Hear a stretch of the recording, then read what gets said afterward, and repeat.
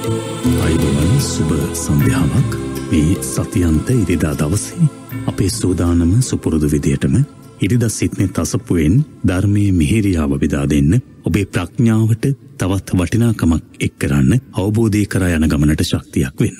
ඒ ඉරිදා සිට්නේ තසපුවේ ධර්මානුශාසනාව, ධර්ම සාකච්ඡාව හරහා අදත් ගෞරව නමස්කාර පූරකව ඉරිදා සිට්නේ තසපුව වෙනුවෙන් ආරාධනා කළා. බෙලිහුල්ලොය සීල සමාහිත ආරණ්‍ය සේනාසන වාසී අභිධර්ම කතිකාචාර්ය, ත්‍රිපිටකාචාර්ය, ත්‍රිපිටක විශාරද, ශාස්ත්‍රපති, රාජකීය පණ්ඩිත පූජනීය බලංගොඩ රාධ ස්වාමින් වහන්සේට උන්වහන්සේ බොහොම ගෞරවයෙන් අද වැඩසටහන වෙනුවෙන් නමස්කාර පූර්වක චේතනාවෙන් යුක්තව පිළිගනු ලබන අවසර ස්වාමීන් වහන්සේ.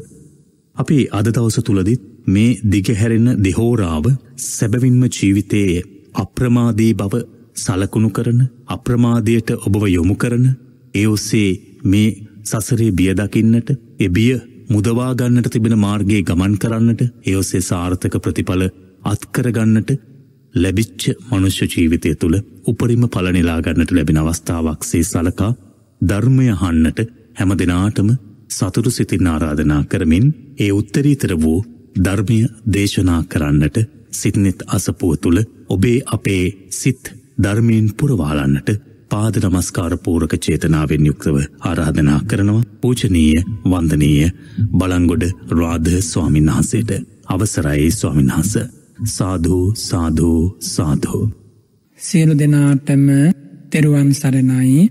අද සිට්නෙත් අසපුවෙන් මිහිරි බණ පදයක් අසන්නට බලාපොරොත්තුවෙන් ඉන්න හැම කෙනෙකුගේම සිතට සහනයක්ම වේවා. මේ උතුම් ධර්ම දානය ඔබ වෙනුවෙන් අද ලබා දෙන්නේ අංක 52/12 තැන්නේ කුඹුර මහනුවර ලිපිනයේ පදිංචි අචලා විතානගේ මහත්මිය සහ පවුලේ සියලු දෙනා එකතු වෙලා පළමුවෙන්ම දේශකයන් වහන්සේට මේ පින් අනුමෝදන් කරනවා. සුජීවත්ව සිටින එතුමියගේ දෙමව්පියන්ට, එවැගේම ස්වාමියාගේ මෑණියන්ට නිදුක් නිරෝගී සුව දීර්ඝායුෂ ප්‍රාර්ථනා කරනවා.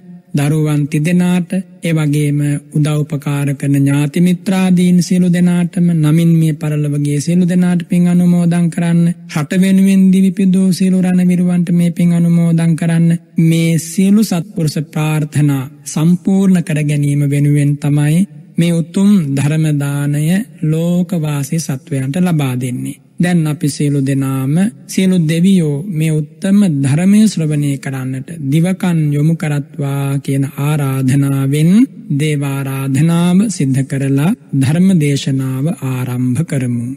සමන්ත චක්කවාලේසු අත්‍රා ගච්ඡන්තු දේවතා සද්ධම්මං මුනි රාජස්ස සුනන්තෝ සංඝ මොක්ඛදම් ධම්ම ශ්‍රවණ කාලෝ අයං භදන්තා ධම්ම ශ්‍රවණ කාලෝ අයං භදන්තා ධම්ම ශ්‍රවණ කාලෝ අයං භදන්තා සුවිසුද්ධ සීලේසු සින්ධූපමස්ස සමාධි ධම්මේසු පඨවි සමස්ස අනන්ත ඥානේසු ගගනූපමස්ස නමාමි සිරසා සිරිගෝතමස්ස පිරිසිදු සිල්කන්ද සමුදුර සේමා නිසල සමාධිය මිහිකත සේමා අනන්ත ඥානය අහසක් සේමා සිරිපා අභියස පිනිපා වේවා මෝහන්ධකාරේසු සුරියූපමස්ස සංසාර සෝතේසු සේතුපමස්ස දෝසප්පවාහේසු මේ ගූපමස්ස නමාමි සිරසා ධම්මාම තස්ස මොහන්දුර සිඳලන ලාහිරුසේමා සසර දියඹ මැද පහුරක් සේමා කෙලෙස් කිලොටු හල වැස්සක් සේමා සදහම් රුවනට පිණිපාවේවා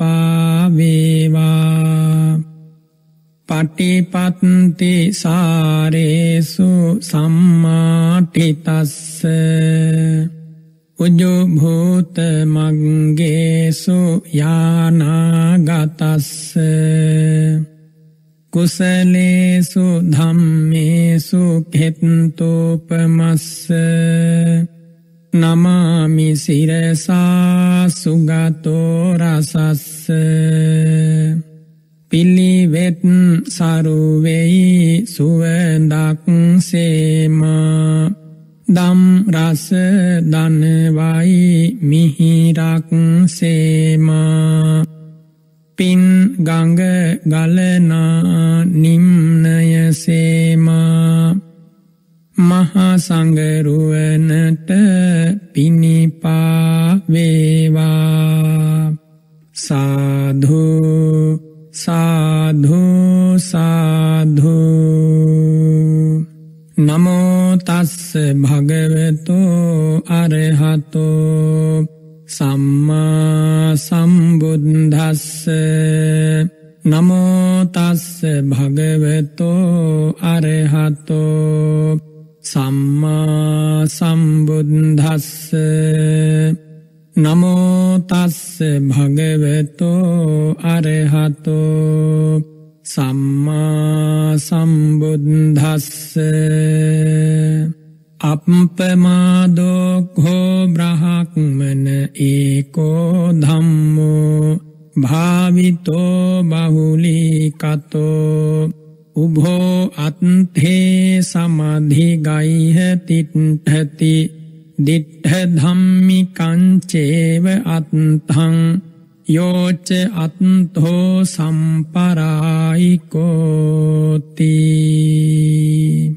ශ්‍රද්ධාවන්ත පින්වතුනි තව දින කිහිපයකින් පොසොන් සඳ උදා වෙනවා මිස්සක පව්වෙන් පායා ආ පොසොන් සඳ මිහිඳු මහා රහතන් වහන්සේ ලක්ධරණී තලය කසාවතින් සෝඳවත් කළ ඒ විරාගී උතුමන් වහන්සේගේ හදවතෙහි තැන්පත් කරගෙන වැඩමවා දුන් මිහිරි ශ්‍රී සද්ධර්මය තරම් සිංහල ජාතියට වෙන අගනා සම්පතක් නෑ.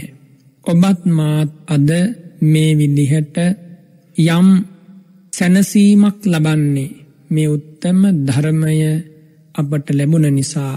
මිහිඳු මහා රහතන් වහන්සේගේ ශ්‍රී නාමය අනුස්මරණය කරන පොසොන් සමයෙහි ඒ උතුමන් වහන්සේ ලබා දුන් උත්තම දායාදෙහි පිහිටන්නයි මේ උදාර බණපදය ඔබට ඇසෙන්නේ.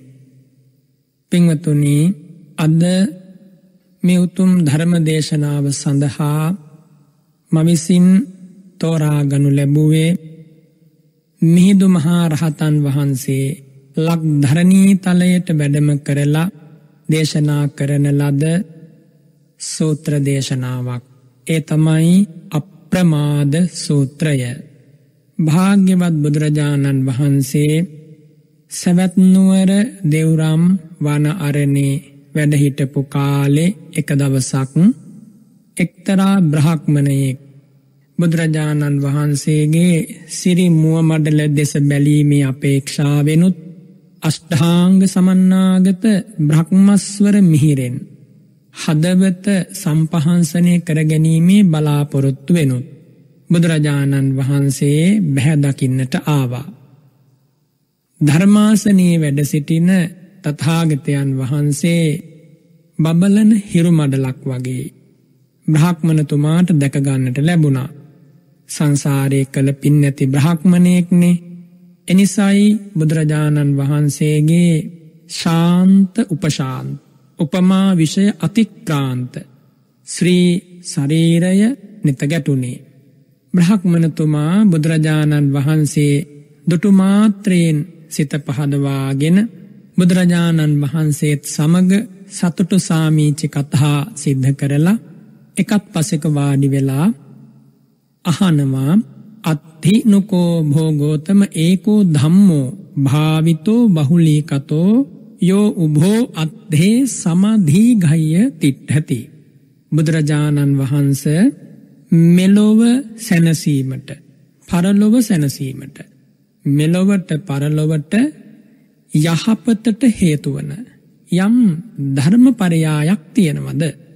ඒ වෙලාවේ බුදුරජාණන් වහන්සේ සිරි මුව මඩල විවර කරලා බඹ ගොස විහිදුවලා වදාරනවා. බ්‍රහ්මණේ තියෙනවා. අත්ථීකෝ බ්‍රහ්මණ ඒකෝ ධම්මෝ එකම ධර්මපරයායක් තියෙනවා. එය භාවිත කළොත් බහුලීකృత කළොත් මෙලොව පරලොව උභයාර්ථය එපමණකින්ම ඔහුට ලැබෙනවා. ඒ ධර්මපරයාය කුමක්ද කියලා බ්‍රහ්මණතුමා පෙරලා බුදුරජාණන් වහන්සේගෙන් විමසා සිටියා. බුදුරජාණන් වහන්සේ සිරි මුව මඩලින් වදාලා කුමක්ද?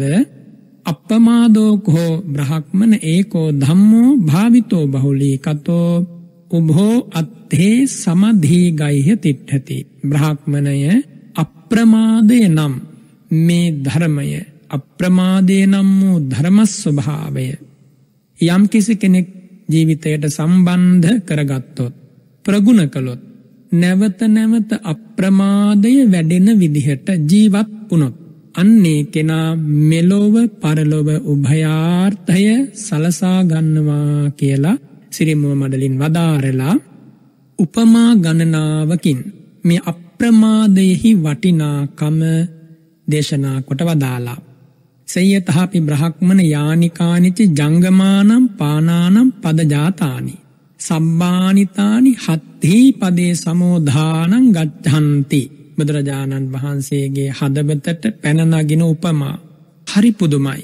සාමාන්‍යයෙන් කෙනෙකුට අවුරුදු 100ක් හිතලවත් එහෙම උපමාවක් ගලප ගන්න බෑ. බ්‍රහ්මණය මේ මහ පොළොවේ ඇවිදගෙන යන සතුන්ගේ පිය සටහන් තියෙනවා. ඒ සියලු පිය සටහන් අතර ඇතාගේ පිය සටහන සියල්ලටම වඩා විශාලයි. ඒ ඇතාගේ පිය සටහන ඇතුළට අන් ඕනෑම සතෙකුගේ පිය සටහනක් ඇතුල් කරන්නට පුළුවන්. අන්න ඒ වගේ මේ අප්‍රමාදය නම් වූ ධර්ම ස්වභාවයට සෙසු සියලු කුසල ධර්මයන් අන්තර්ගත වෙනවා කියලා සිරි මුව මඩලින් වදාලා. අප්‍රමාදය තුල හැම සැනසීමක්ම ලැබෙන කාමාවචර, රූපාවචර, අරූපාවචර, ලෝකෝත්තර කියන සතරාකාරයේම කුසලයේ වැඩෙනවා. බුදුරජාණන් වහන්සේ නැවතත් ඒ කරුණම සනාථ කරමින් උපමාවක් වදාරනවා. සයතහපි බ්‍රහ්මණ කෝටාගාරස්ස යා කාචි ගෝපානසියෝ සබ්බාතා කූටංගම කූට නින්නා කූට සමෝසරණ කූටන් තාසං අග්ගමක්ඛායති. ඔය ඒ කාලේ හදලා තියෙන ශාලාවල්, ගෙවල් බොහෝ සෙයින් කූටාගාරයකින් නැත්තම් කැණි මඩලකින් යුක්තයි. ඒ කියන්නේ වහාලයේ තියෙන සියලු පරාල මුදුනේ එක තැනකට එකතු කරනවා. අන්න එකතු කරන තැනට කියනවා කැණි මඩල කියලා. සියලු පරාලයන් කැණි මඩල දක්වා දිවෙනවා. ඒ කැණි මඩල සියලු පරාලයන් දරාගෙන ඉන්න මර්මස්ථානය. අන්න එනිසා මේ කැණි මඩල ඒ නිවසේ වටිනාම අංගයක්.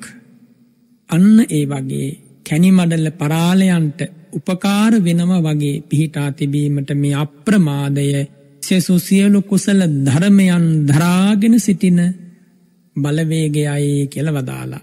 ඉනනතුරු වදාරනවා ඒ කාලේ තිබිලා තියෙනවා ඒ බබුස් කියලා තන වර්ගයක්. ඒ බබුස් තන කපලා තන කරලක් හෙවත් තන මිටක් හදලා ඒ මිට ඉහළට ගසනවා, පහළට ගසනවා, මැදින් වෙන් කරනවා ආදී වශයෙන් කොයි විදියට කළත් මේ තන කරලේ තියෙන සියලු තනකොළ ඒ මේ අතට සොලවන අතට හරවන අතට ගමන් කරනවා. මේ තන සියල්ල එකතු වෙලා තන මිටියක් බවට පත් වෙලා තියෙන නිසා අන්න ඒ වගේ මේ අප්‍රමාදේ නම් වූ ධර්මයේ යම් තැනක වේද සෙසු සියලු කුසල ධර්මයන් ඒහා සහජාතව හට ගන්නවා. ඒ කියන්නේ එකටම පහළ වෙනවා කියන එකයි.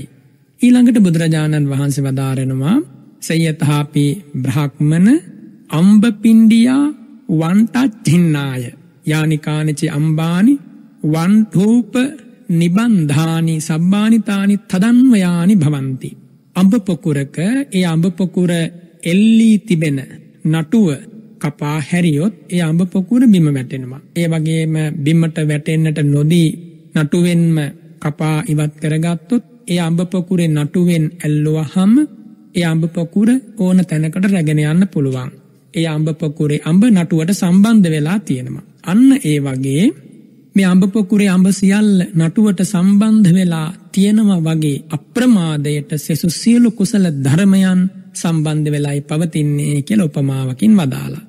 තවත් උපමාවක් වදාරනවා සයතහාපි බ්‍රහ්මන ඒකේචි කුඩ්ඩ රාජානෝ සම්බේතේ රඤ්ඤෝ චක්කවත්තිස්ස අනුයුත්තා භවಂತಿ. බ්‍රහ්මණය ප්‍රදේශ රජවරු ඉන්නවා. සාමන්ත රජවරු කියන්නේ කුඩා ප්‍රදේශ පාලනය කරන අය. ඒ සෑම රජවරයෙක්ම චක්‍රවර්ති රජතුමාට යටත් වෙනවා. චක්‍රවර්ති රජතුමා අනුව ගමන් කරනවා. චක්‍රවර්ති රජතුමාට සේවාකම් සපයනවා. අන්න ඒ වගේ මේ අප්‍රමාදය හරියට චක්‍රවර්ති රජෙක් වගේ සෙසු සියලු කුසල ධර්මයන් දරන්නේ මේ අප්‍රමාදය මුල් කරගෙන. ඊළඟට බුදුරජාණන් වහන්සේ තවත් මේ කරුණම සනාථ කරමින් උපමාවක් දේශනා කරනවා. සයතහාපි බ්‍රහ්මන යාකාචි තාරක රූපානම් පභා සම්බාතා චන්ද පභාය කලං නාග්ඝන්ති සෝලසින්. බ්‍රහ්මණය සඳ මඩලේ ආලෝකය තරු කැටවල ආලෝකය හා පෑහෙන්නේ නැහැ. සඳ මඩලේ ආලෝකය සෙසු සියලු තාරකා ප්‍රභාවන් ඉක්මවා බබලනවා වගේ මේ අප්‍රමාදයේ සෙසු සියලු කුසල ධර්මයන්ට මූලය වෙනවා. සෙසු සියලු කුසල ධර්මයන් ධරන්නා වූ ස්වභාවයයි කියලා අප්‍රමාදෙහි වටිනාකම උපමා 6ක් අනුසාරයෙන් සිරිමුව මඩලින් එදායේ බ්‍රහ්මණතුමාට දේශනා කොට වදාලා. අපමහා අනුබුදු මිහිඳු මහ රහතන් වහන්සේ ඒ දේශනාවම එදා දේවානම් පියතිස්ස රජතුමා වෙනුවෙන් ඒ මුව මඩලින් සිද්ධ කොට වදාලා. බුදුරජාණන් වහන්සේගෙන් මේ දේශනාව ඇසූ බ්‍රහ්මණතුමා පුදුමාකාර සතුටකට පත් වුණා. ඔහු ප්‍රකාශ කරනවා ස්වාමීනි හරියට යටිකුරු කරන ලද භාජනයක් උඩුකුර කළා වගේමයි. ස්වාමීනි ඇස් තියෙන කෙනෙක් අන්ධකාරයේ ඉන්න වෙලාවක ආලෝකයක් දල්වා දෙනවා. කැමති දිශාවකට යන්න භාග්‍යවතුන් වහන්සේ අන්ධකාරයේ සිටි මා වෙනුවෙන් ප්‍රදීපයක් දල්වා දුන්නා. භාග්‍යවතුන් වහන්සේ යටිකුරු වෙලා තිබුණ මගේ චින්තනය උඩුකුරු කළා.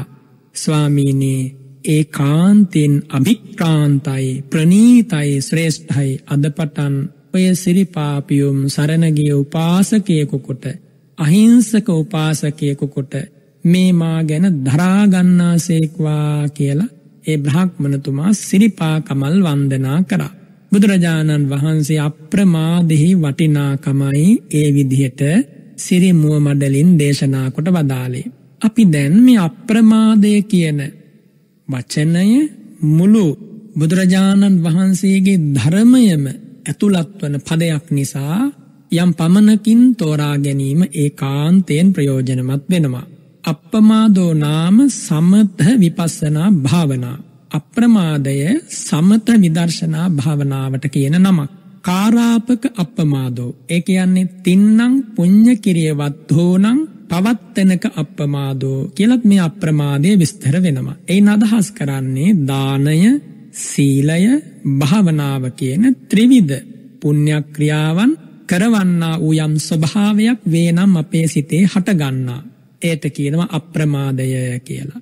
අපි අනතුරුව මේ පිළිබඳව වැඩි විස්තර සාකච්ඡා කරනවා. මේ දේ හොඳින් අසාගෙන ඔබ බලන්න ඔබේ ජීවිතේ මේ කරුණ තියෙනවද කියලා. එහෙනම් ඔබ මේ බුදු සසුන තුල ඒකාන්තයෙන් දිනන කෙනෙක්. අප්පමාදෝති සච්ච භාවනාය අප්පමාදෝ. තවත් ආකාරයකින් අප්‍රමාදය උගන්වා වදාරනවා.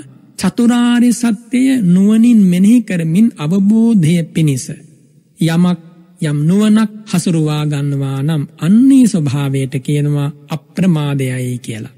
අප්පමාදෝති සාතච්ච කිරියා පංචසු කාම ගුණේසු චිත්තස්ස අවුස්සග්ගෝ.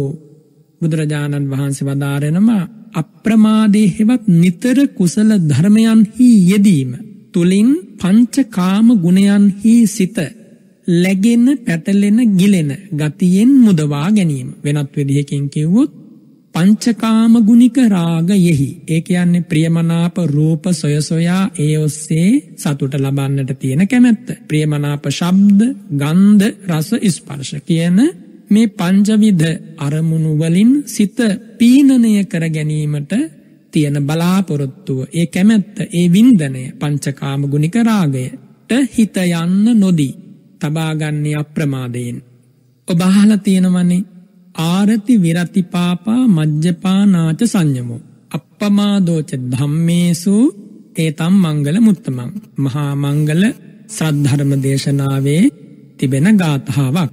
එමගින් අදහස් කරන්නේ බුදුරජාණන් වහන්සේ වදාරන්නේ පාපයෙන් වෙන්වීම, මද්ද්‍රව්‍ය භාවිතයෙන් වෙන්වීම, ඒ වගේම අප්‍රමාදය හෙවත් කුසල ධර්මයන්හි නිතර යෙදීම මංගල කාරණයන් වදාරන තැනත් අප්‍රමාදය, කුසල් දහම්හි අප්‍රමාදය මංගල කාරණයක් ලෙස බුදුරජාණන් වහන්සේ වදාරනවා. මේ අප්‍රමාදය කියන්නේ කුමක්ද? එය චෛතසික ධර්මයක්. සෝ පනේස අද්ධතෝ සතියා අවිප්පවාසෝ නාම නිච්ඡං උපට්ඨිතාය සතියා චේතන් නාමං. සතිය නම් වූ චෛතසිකයටයි මේ උත්තම ධර්මය තුල අප්‍රමාදයයි කියලා කියන්නේ. සතිය කියන්නේ කුමක්ද? සෑම කුසල ධර්මයක් හා සමග පහළවන චෛතසික ස්වභාවයක්. වෙනත් විදිහකින් කිව්වොතින් අකුසල් සිත් සහ අහේතුක විපාක සිත්, නැත්නම් අකුසල් සිත් හා අහේතුක සිත් හැර සෙසු සියලු චිත්තෝත්පාදයන් සමග පහළවන්නා වූ චෛතසිකයක් තමයි සතිය කියලා කියන්නේ. සතිය පමණක් නෙමෙයි.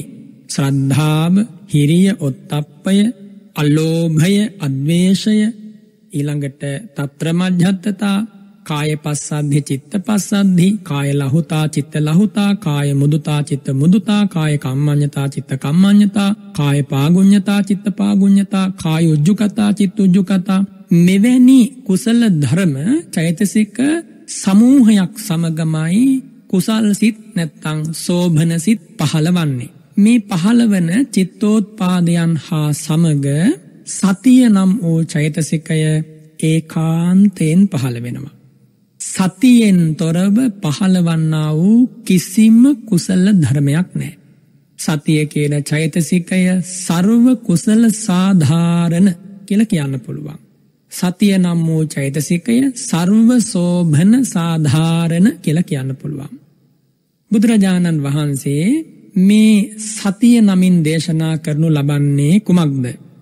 සතිය නමින් දේශනා කරනු ලබන්නේ චෛතසික ධර්මයක් වගේම කුසල ස්කන්ධයන් හතරකට නමක් ලෙස මේ අප්‍රමාදය නැත්තම් සතිය බුදුරජාණන් වහන්සේ වදාරනවා. වෙනත් විදිහකින් මම ඒ කාරණය ඔබට දේශනා කරන්නම්. කුසල් සිතක් පහළ වෙනකොට වේදනා, සංඥා, සංඛාර, විඥාන කියන මේ ස්කන්ධ හතර, නාමස්කන්ධ හතර පහළ වෙනවා. මේ නාමස්කන්ධ හතරටම පොදුවේ අප්‍රමාදය කියලා කියන්න පුළුවන්. පොදුවේ. නමුත් ධර්ම ස්වභාවයක් ඇටියට සතිය තමයි බුදුරජාණන් වහන්සේ අප්‍රමාදේ නමින් දේශනා කොට වදාරන්නේ. සතිය කියලා කියනකොට ඔබ දන්නවා සතර සතිපට්ඨානය, සිහිය පිහිටුවන කරුණු හතර. එතකොට බුදුරජාණන් වහන්සේගේ ශාසනයට පැමිණිච්ච කෙනෙක් යම් බඳු වූ පින්කමක් සිද්ධ කරනවා නම්, කුමක් හෝ දෙයක් සිද්ධ කරනවා නම් එය සතිය මුල් වෙලාමයි සිද්ධ වන්නේ. සති අප්පවාස අවිප්පවාස ලක්ඛනෝහි අප්පමාදෝ. වෙනත් විදියකින් ප්‍රකාශ කළොත් අප්‍රමාදය කියන්නේ සතියෙන් ඉවත් නොවීමේ ස්වභාවය. සකලම්පිහි තේපිටකං බුද්ධ වචනං ආහරිත්වා කතියමානං අප්පමාද පදේමේව ඕතරති. මුළු ත්‍රිපිටක බුද්ධ වචනයම එකම පදයකින් හකුළුවා කියනවනම් කුමක්දේ පදය? අප්‍රමාදයයි.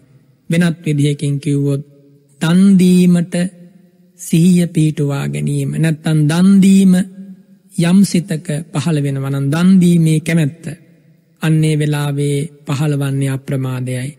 සිල් ආරක්ෂා කිරීමේ කැමැත්ත අප්‍රමාදයයි පහළවන්නේ. භාවනා කිරීමේ කැමැත්ත අප්‍රමාදයයි පහළවන්නේ. ඕනෑම ගණයේ කුසලයක් මේ උත්තම බුද්ධ ශාසනය තුල සිද්ධ වෙනවා නම් ඒ සෑම තැනකම අප්‍රමාදය ඒකාන්තයෙන් එකටම පහළ වෙනවා. සතිය නම් වූ චෛතසිකයනේ.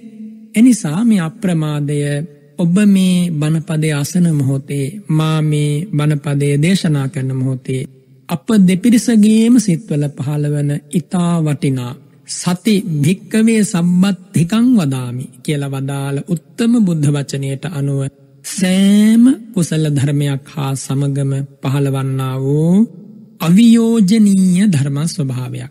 හැබැයි මේ සතිය අකුසල් සිතක් එක්ක පහළවන්නේ නැහැ. කුසල් සිතත් සමගමයි පහළ වෙන්නේ. කුසලය මෙයයි අකුසලය මෙයයි කියලා සිහි කරලා දෙන්නේ සතියෙන්. සිහි කරලා දීලා කුසලයෙන් පෝෂණය කරන්නට, අකුසලයෙන් ඔබේ ජීවිතය මුදවා ගන්නට මේ සතිය නම් වූ ධර්ම ස්වභාවය පුදුමාකාර කාර්යභාරයක් සිද්ධ කරනවා. එනිසා සතිය දියුණු වෙනකොට ඒ හා සමග ප්‍රඥාව වැඩෙනවා, ශ්‍රද්ධාව වැඩෙනවා, වීරිය වැඩෙනවා, පවට ලැජ්ජාව බය වැඩෙනවා. මේ කරුණු සමූහයේ හිතේ වැඩෙනකොට හිතන්න මොන තරම් ලස්සන සිතක් ඔබේ හදමඩලේ පහළ වෙනවද? බුදුරජාණන් වහන්සේගේ හදමඩල තරම් ලස්සන සුවඳ හමන වෙන හදමඩලක් ලෝකේ නෑනේ. ඒ ප්‍රනීත හදමඩල ලෝකෙට දායාද උනේ අනන්ත සසරක සතිය පුරුදු කළා. ජීවිතයෙන් ජීවිතයට මම ලෞතුරා බුද්ධ රාජ්‍ය පිණිස ගමන් කරන කෙනෙක් කියන මේ පිවිතුරු ප්‍රාර්ථනාවට ජීව වායුව ලබා දුන්නා බුදුරජාණන් වහන්සේ. අනන්ත සසරක එක දිගට ප්‍රගුණ කරන ලද කුසල ධර්මයක් මේ සතිය. සතියෙන් බුදුරජාණන් වහන්සේ ලෞතුරා බුද්ධ රාජ්‍යයට වැඩම කළා. එයින් අදහස් කරන්නේ සෙසු කුසල ධර්මයන් අත්හැරියා කියන එක නෙමෙයි. සතිය හා සමග ප්‍රඥාව සෙසු සියලු කුසල ධර්මයන් වැඩෙනවා. මේ උත්තම ධර්ම කතාවේදී අප්‍රමාදයයි අපි විවරණය කරන්නේ. එනිසායි සතිය කියන නැත්නම් අප්‍රමාදය කියන ධර්ම ස්වභාවය සතිය නමින් හඳුන්වා දීලා සතියෙහි කාර්යභාරය ඔබට ඔබේ ජීවිතයට ගලපාගත හැකි ආකාරයෙන් කියලා දෙන්නේ, තෝරා පහදා දෙන්නේ. පින්වතුනි, මෙවන් ධර්ම කරුණු හිතේ හොඳට දරා ගන්න.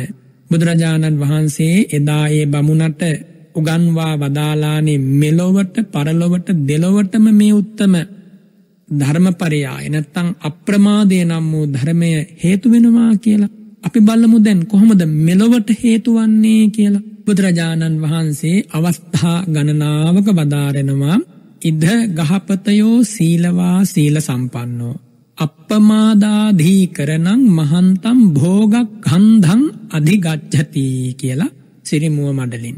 එයින් අදහස් කරන්නේ ගෘහපතිවරුනි, මේ උත්තම බුද්ධ ශාසනය තුල සීලයක පිහිටි සීල සම්පන්නයාගේ ජීවිතය අප්‍රමාදී ජීවිතයක්. ඒ සිල්වත් වීම තුලින් ඇතිවන්නා වූ අප්‍රමාදය කුමක්ද? එයා පාපයෙන් වැළකීලා, අකුසලයෙන් වැළකීලා, පව්කම් දුසිරිත් දුර හැර දමා කුසල් දහම් අප්‍රමාදීව මතු කරගෙන හදවත යහපත් ධර්ම වලින් පුරවාගෙන ජීවත් වෙනකොට එයා අප්‍රමාදී කෙනෙක් වෙනවා. එයාට කලමනාදේ නොකලමනාදේ මනාව වැටහෙනවා සීලේ ආනිසංසය. සිල්වත් කෙනා තිසරණේ පිහිටලා ඉන්නවා නම් ඒ ආනිසංස අතිශයින් ප්‍රබලයි. තිසරණ සහිත සීලයෙහිනි අපි සියලු දෙනාම පිහිටලා ඉන්නේ. එනිසා බුදුරජාණන් වහන්සේගෙන් ධර්ම රත්නයෙන් සංඝ රත්නයෙන් ලැබෙන මේ ආශිර්වාදය නම් වචන වලින් කියන්න බෑ. ඔබ හොඳින් අති ආදර ගෞරවයෙන් මේ උත්තම ධර්මය ජීවිතයට සම්බන්ධ කරගන්න.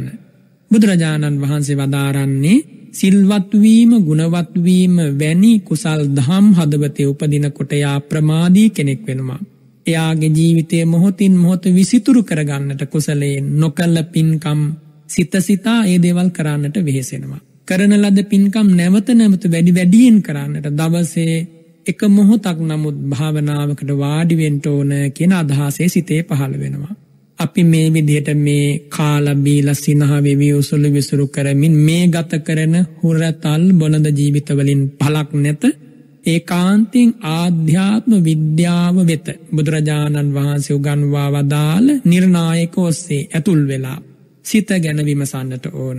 චෛතසිකයන් ගැන විමසන්නට ඕන. මේ සිත් පහළ වෙලා යහපත අයහපත අපට සලසන්නේ කෙසේදැයි විමසන්නට ඕන. චිත්ත සමාධියක් වඩන ආකාරය විමසා ඒ සමාධිය ප්‍රගුණ කරන්නට ඕන.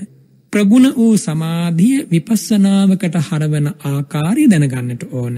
මේ විදිහට සමත පූර්වාංගම විදර්ශනාවට හෝ විදර්ශනා පූර්වාංගම සමතයට හෝ මේ දෙකම උන්මිශ්‍ර වශයෙන් හෝ යම් කිසි කෙනෙක් ප්‍රගුණ කරන්නට සිත පහදවාගෙන ඉදිරිපත් වෙනවා නම් ඒ සඳහා මෙහෙවන්නේ අප්‍රමාදය නම් වූ උදාර කුසල ධර්මය.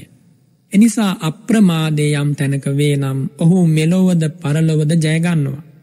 අප්‍රමාදේ නිසා කලමනාදේ කල යුතු වෙලාවේ මනාව ඉෂ්ට කරන්නට යාට නුවණ, හැකියාව, කල්පනාව පහළ වෙනවා.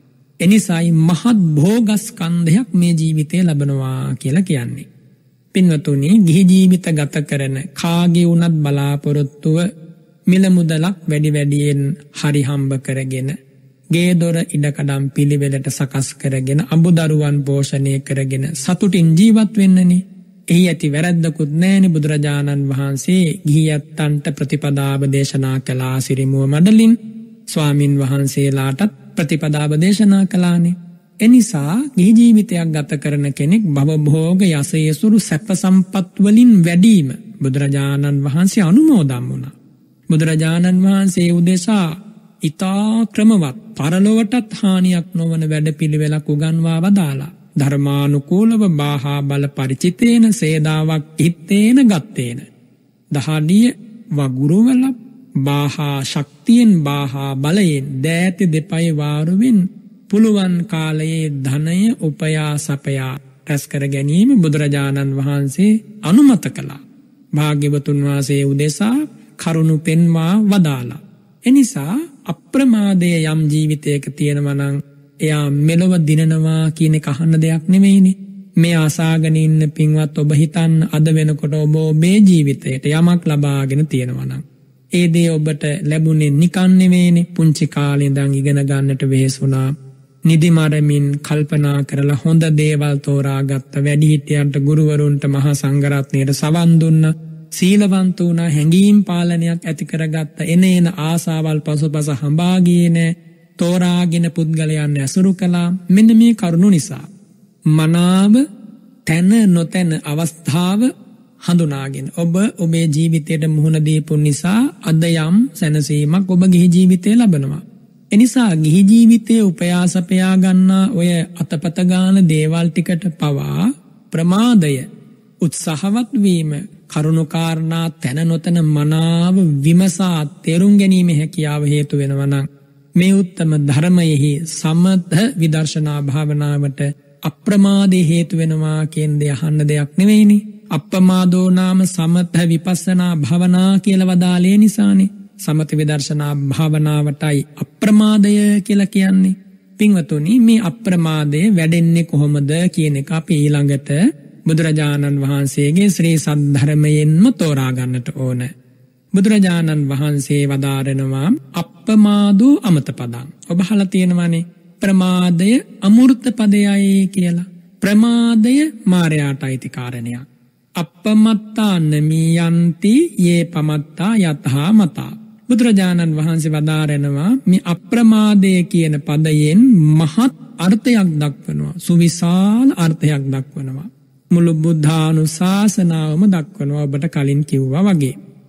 එනිසා නිතර සිහිය එළවා තබා ගැනීම තුල පමණයි ත්‍රිවිධ පුණ්‍ය ක්‍රියා, දස කුසලයන්, පංච සීලයන්, දාන සීල භාවනාවන් සීල සමාධි ප්‍රඥාවන් ආර්ය අෂ්ටාංගික මාර්ගය සත්තිස් බෝධි පාක්ෂික ධර්මයෝම වැඩෙන්නේ මේ අප්‍රමාදය මත.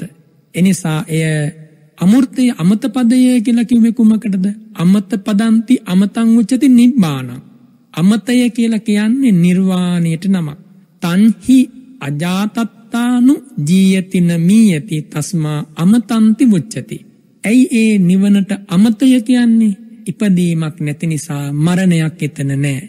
එනිසා දිරන්නේ නැහැ, ලෙඩ වෙන්නේ නැහැ, මැරෙන්නේ නැහැ. යම් ස්වභාවයකද අන්නේ ස්වභාවයට කියනවා අමත මහා නිර්වාණය, අමත මහා නිබ්බාණය කියලා. ඒ අමෘත මහා නිර්වාණයට යන ක්‍රමය නැත්තං අමතස්ස අධිගමෝපාය කුමක්ද? මෙන්න මේ අප්‍රමාදය. සතියනේ, සතිපට්ඨානයනේ. එනිසා සතිපට්ඨානයෙන් තොරව නිවනක් නෑ ලැබෙන්නේ. එනිසා සිහිමුලාවෙන් වෙන්වීම, සිහිමුලාවෙන් තොරවීම අප්‍රමාදයයි. සිහිමුලාවීම එහෙනම් ඒට කියනවා ප්‍රමාදය කියලා. ප්‍රමාදය කියන්නේ කුමක්ද? පමජ්ජන භාවෝ මුට්ටස්සති සංඛාතස්ස සතියා වොස්සග්ගස්සේතං නාමං කියලායි වදාරන්නේ. ප්‍රමාදය කියලා කිව්වේ ප්‍රමාදවන ස්වභාවය. පින්කම් කරන්න, පින් රැස් කරන්න, කුසලයේ පුරුදු කරන්න එයා ප්‍රමාද වෙනවා. කිසි වමනාවක් නැහැ. ගණන් ගන්නෙ නැහැ. සීලය ගැන තකන්නේ නැහැ, සමාධිය ගැන තකන්නේ නැහැ, ජීවිතයේ තියෙන නොතිර ස්වභාවය ගැන තකන්නේ නැහැ, සසරක මහා භීසුණු දුක කල්පනා කරන්නේ නැහැ. මෙහෙම වෙනකොට එයාගේ ජීවිතය මුළුමනින්ම ප්‍රමාදෙහි ගිලී යනවා. තණ්හා මූලික වූ ප්‍රමාදයත් අවිද්‍යා මූලික වූ ප්‍රමාදයත් කියන මේ කරුණු දෙකම ඇති වෙනවා. මේ ප්‍රමාදය නම් වූ ධර්ම ස්වභාවය කුමක්ද? අකුසල් සිතත් හා සමග පහළවන ඒ අකුසල නාමස්කන්ධ හතරටම කියන නාමයක්. අකුසල් සිතෙහි යෙදෙන වේදනාව, අකුසල් සිතක් හා පහළවන්නා වූ සංඥාව, අකුසල් සිතක් හා පහළවන්නා වූ සංස්කාරස්කන්ධය සහ ඒ අකුසල් සිත, මෙන්න මේ නාමස්කන්ධ හතරම ප්‍රමාදේ නමින් බුදුරජාණන් වහන්සේ වදාරනවා. එනිසා ප්‍රමාදයට ප්‍රතිපක්ෂ වූ ධර්මය අප්‍රමාදයයි. අප්‍රමාදය ප්‍රගුණ කිරීම කැමැති ආකාරයකින් බුදුරජාණන් වහන්සේගේ ශ්‍රාවකයන්ට මේ උත්තම බුද්ධ ශාසනය තුළ සිද්ධ කරන්න පුළුවන්. අපමත්තා නමීයන්ති කියලා වදාළනේ. අප්‍රමාදීව ජීවත් වෙන අය නොමැරෙනවා කියලා, මැරෙන්නේ නැහැ කියලා. අජරාමරා හොන්තිති න සල්ලක්ඛේතබ්බං. මේ ලෝකෙ මිනිස්සු මැරෙන්නේ නැහැ කියලා හිතන්න එපා.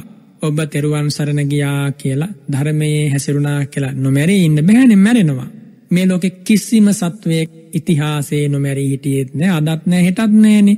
නයිකෝචි සත්තෝ අජරෝ අමරෝ නාමත්හි කියලා නිවදාරන්නේ. පමත්තස්ස පන වට්ටන්නාම අපරිච්ඡින්නම්. එයයි මෙතන දේශනා කරන්නේ. ප්‍රමාදයෙන් යුක්ත කෙනාට, දහමේ නොහැසිරෙන කෙනාට, ත්‍රිවිධ පුණ්‍ය ක්‍රියා නොකරන කෙනාට, ආර්ය අෂ්ටාංගික මාර්ගයේ ප්‍රගුණ නොකරන කෙනාට සංසාරයේ දුර, යා යුතු දුර මෙපමණයි කියලා පිරිසිඳෙන්න බෑ. හැබැයි ප්‍රමාදය දුරු කරලා අප්‍රමාදය වඩන කෙනාට ආත්ම භාව 2-3කින් හරි, 3-4කින් හරි, 100-200කින් හරි මේ සසර ගමනේ නිමාවක් තියෙනවා. තස්මා පමත්තා ජාති ආදීහි අපරිමුත්තත්තා ජීවන්තාපි මතා ඒව නාම. එනිසා බුදුරජාණන් වහන්සේ වදාරනවා ප්‍රමාද වෙච්ච උදවිය ජාති දුකෙන් මිදිලා නැහැ, ජරා දුකෙන් මිදිලා නැහැ, ව්‍යාධි දුකෙන් මිදිලා නැහැ, මරණ දුකෙන් මිදිලා නැහැ. ඒ නොමිදී සියලු දුක්ඛයන් උරුමය කරගෙන ජීවත් වෙන හින්දා එයා මේ ජීවිතයේ හිටියත් වැඩක් නැහැ, මරණය නිරන්තරයෙන් එයා හා සමගයි. සසර පුරාවට කී වතාවක් මැරෙන්න වේද දන්නේ නැහැ. එනිසා ජීවත් වුණත් මැරුණා වගේ කියලා වදාරනවා. අපමත්තාපන අප්පමාද ලක්ඛණං වඩ්ඩෙත්වා ඉප්පං මග්ග පලානි සච්චිකත්වා ဒ ුතිය තතිය අත්ත භාවේසු න නිබ්බත්තන්ති. අප්‍රමාදී පුද්ගලයා මේ ජීවිතයේ විදර්ශනාව හොඳට ප්‍රගුණ කරලා, ප්‍රමාද ලක්ෂණේ හෙවත් සතිය හොඳට වඩමින්, සමථය බවට, විපස්සනාව බවට යහරවාගෙන, කිප්පං මග්ගඵලානි සච්චිකත්වා වහාම මග්ගඵල උපදවාගෙන, බැරි වුණොත් දෙවන, තුන්වන, හතරවන ආත්ම භාවයට හෝ ගමන් කරලා මේ ගමන අවසන් කරගන්නවා. එනිසා ඒ අය නැවත නැවත දිරන මැරෙන සසරට එන්නේ නැති නිසා ඒ අය ඒ වගේ උදවිය ජීවන්තාපි මතාපි න මීයන්ති ඒව නාම ජීවත් වුණත් මැරුණත් ඒගොල්ලන්ට මැරෙන අය කියලා කියන්නේ නැහැ.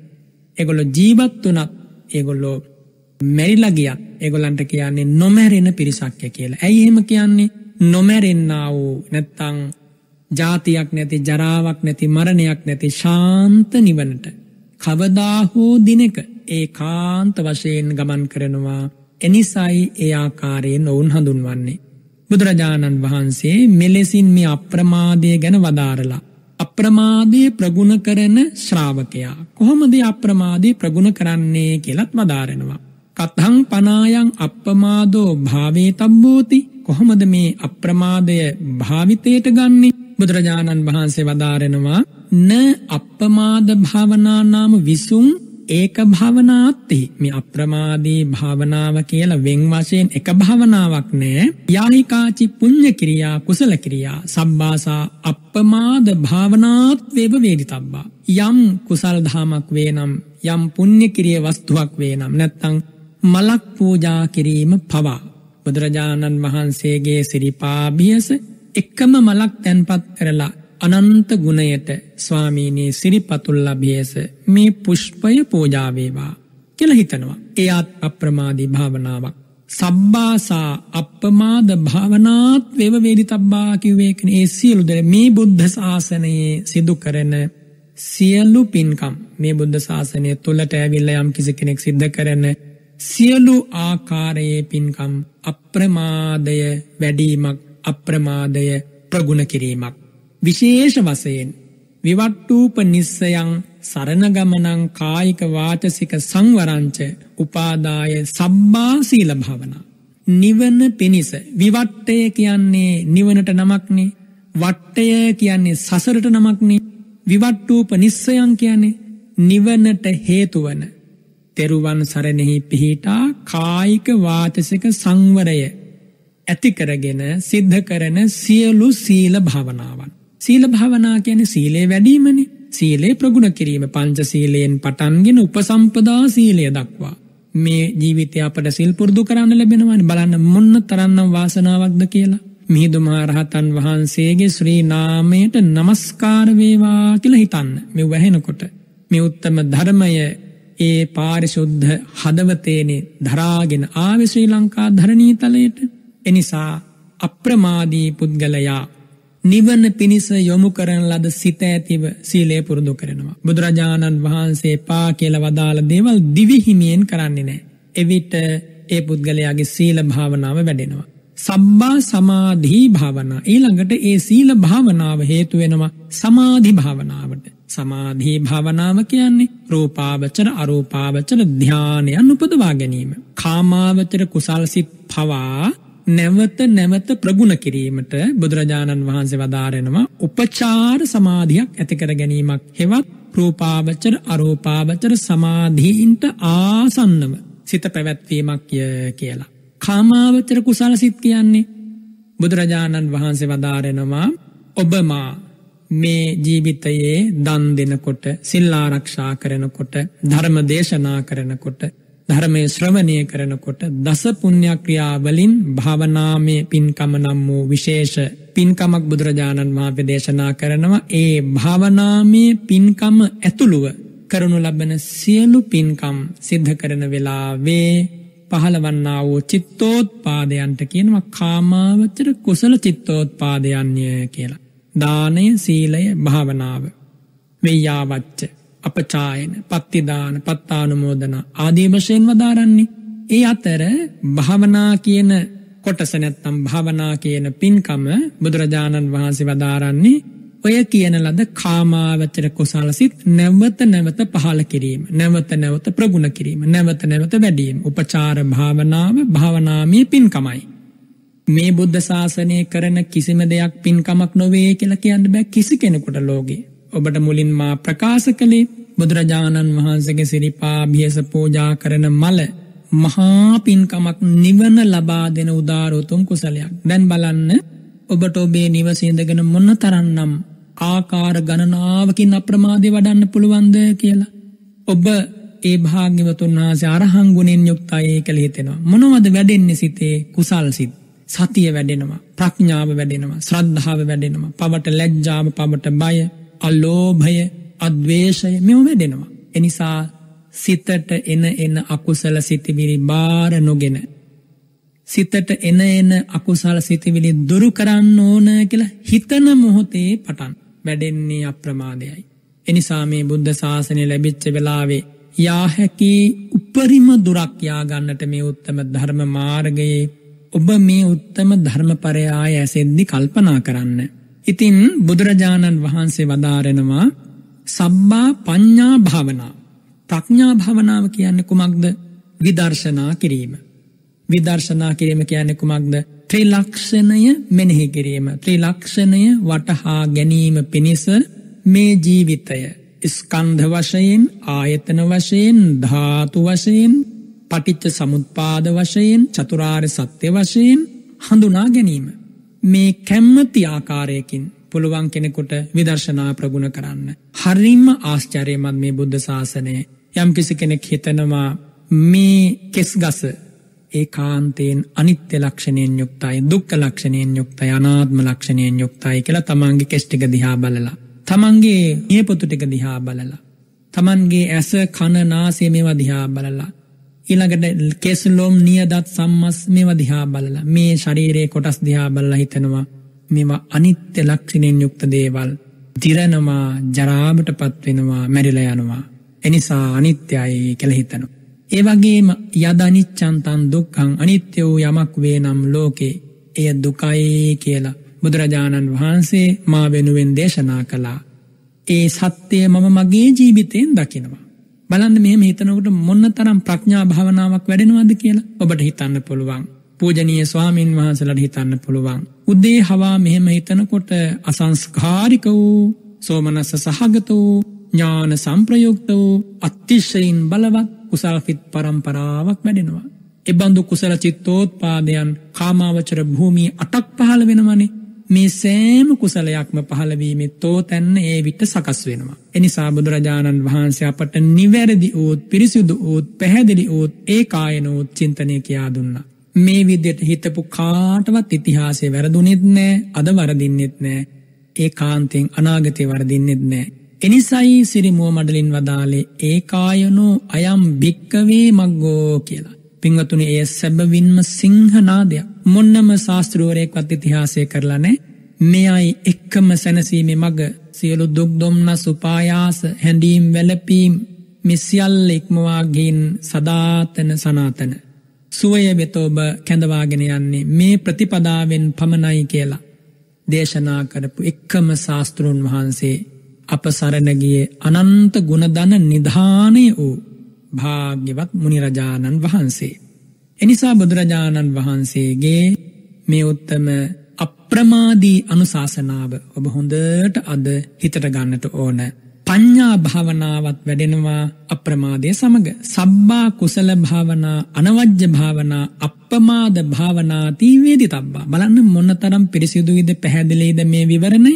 සබ්බා කුසල භාවනා කරනු ලබන සෑම කුසලයක්ම, යහපත් වූ සෑම දෙයක්ම අනවජ්‍ය භාවනා, අප්‍රමාද භාවනාව කියලා දැනගන්න කියනවා. භාවනා කියන වචනේ තේරුම භාවේතීති භාවනා. නැවත නැවත කුසල් සිත වැඩිමමයි භාවනාව කියලා කියන්නේ. එනිසා සක්මන් කරමින් නේද කරන්න පුළුවන්. පරයන්කයක වාඩි වෙලා කරන්න පුළුවන්. එහෙම නැත්නම් දානේ වළඳන ගමන් කරන්න පුළුවන්. එහෙම නැත්නම් සිවුරු පරිස්කාර ධර්මින් කරන්න පුළුවන්. ඕනෑම මොහොතක බුදුරජාණන් වහන්සේ වදාරනෝනේ උච්චාර පස්සාව කම්මි. මල මුත්‍රා පිට කරන වෙලාවේ පවා සිහිය පිහිටුවාගෙන මේ දේ කරන්න පුළුවන් කියලා. එනිසා ජීවිතේ නොනිදා සිටින සෑම මොහොතකම සතිය පවත්වලා ඔබට පුළුවන් මේ උත්තම අප්‍රමාද මාර්ගයෙන් අමා නිවන වෙත ඔබේ ජීවිතය මෙහෙවා ගන්න. එනිසා බුදුරජාණන් වහන්සේ වදාළ සෑම කුසල් දහමක්ම වැඩෙන, ඒ සියල්ල මෙහෙවාලන, ඒ සියල්ලට පදනම මේ අප්‍රමාදය කියන වචනය තුලේ තියෙනවා. එනිසායි එදා මිහිඳු මහා අනුබුදු රහතන් වහන්සේ මේ අප්‍රමාද සූත්‍රය දෙවන පෑතිස් රජතුමා වෙනුවෙන් දේශනා කොට වදාළේ.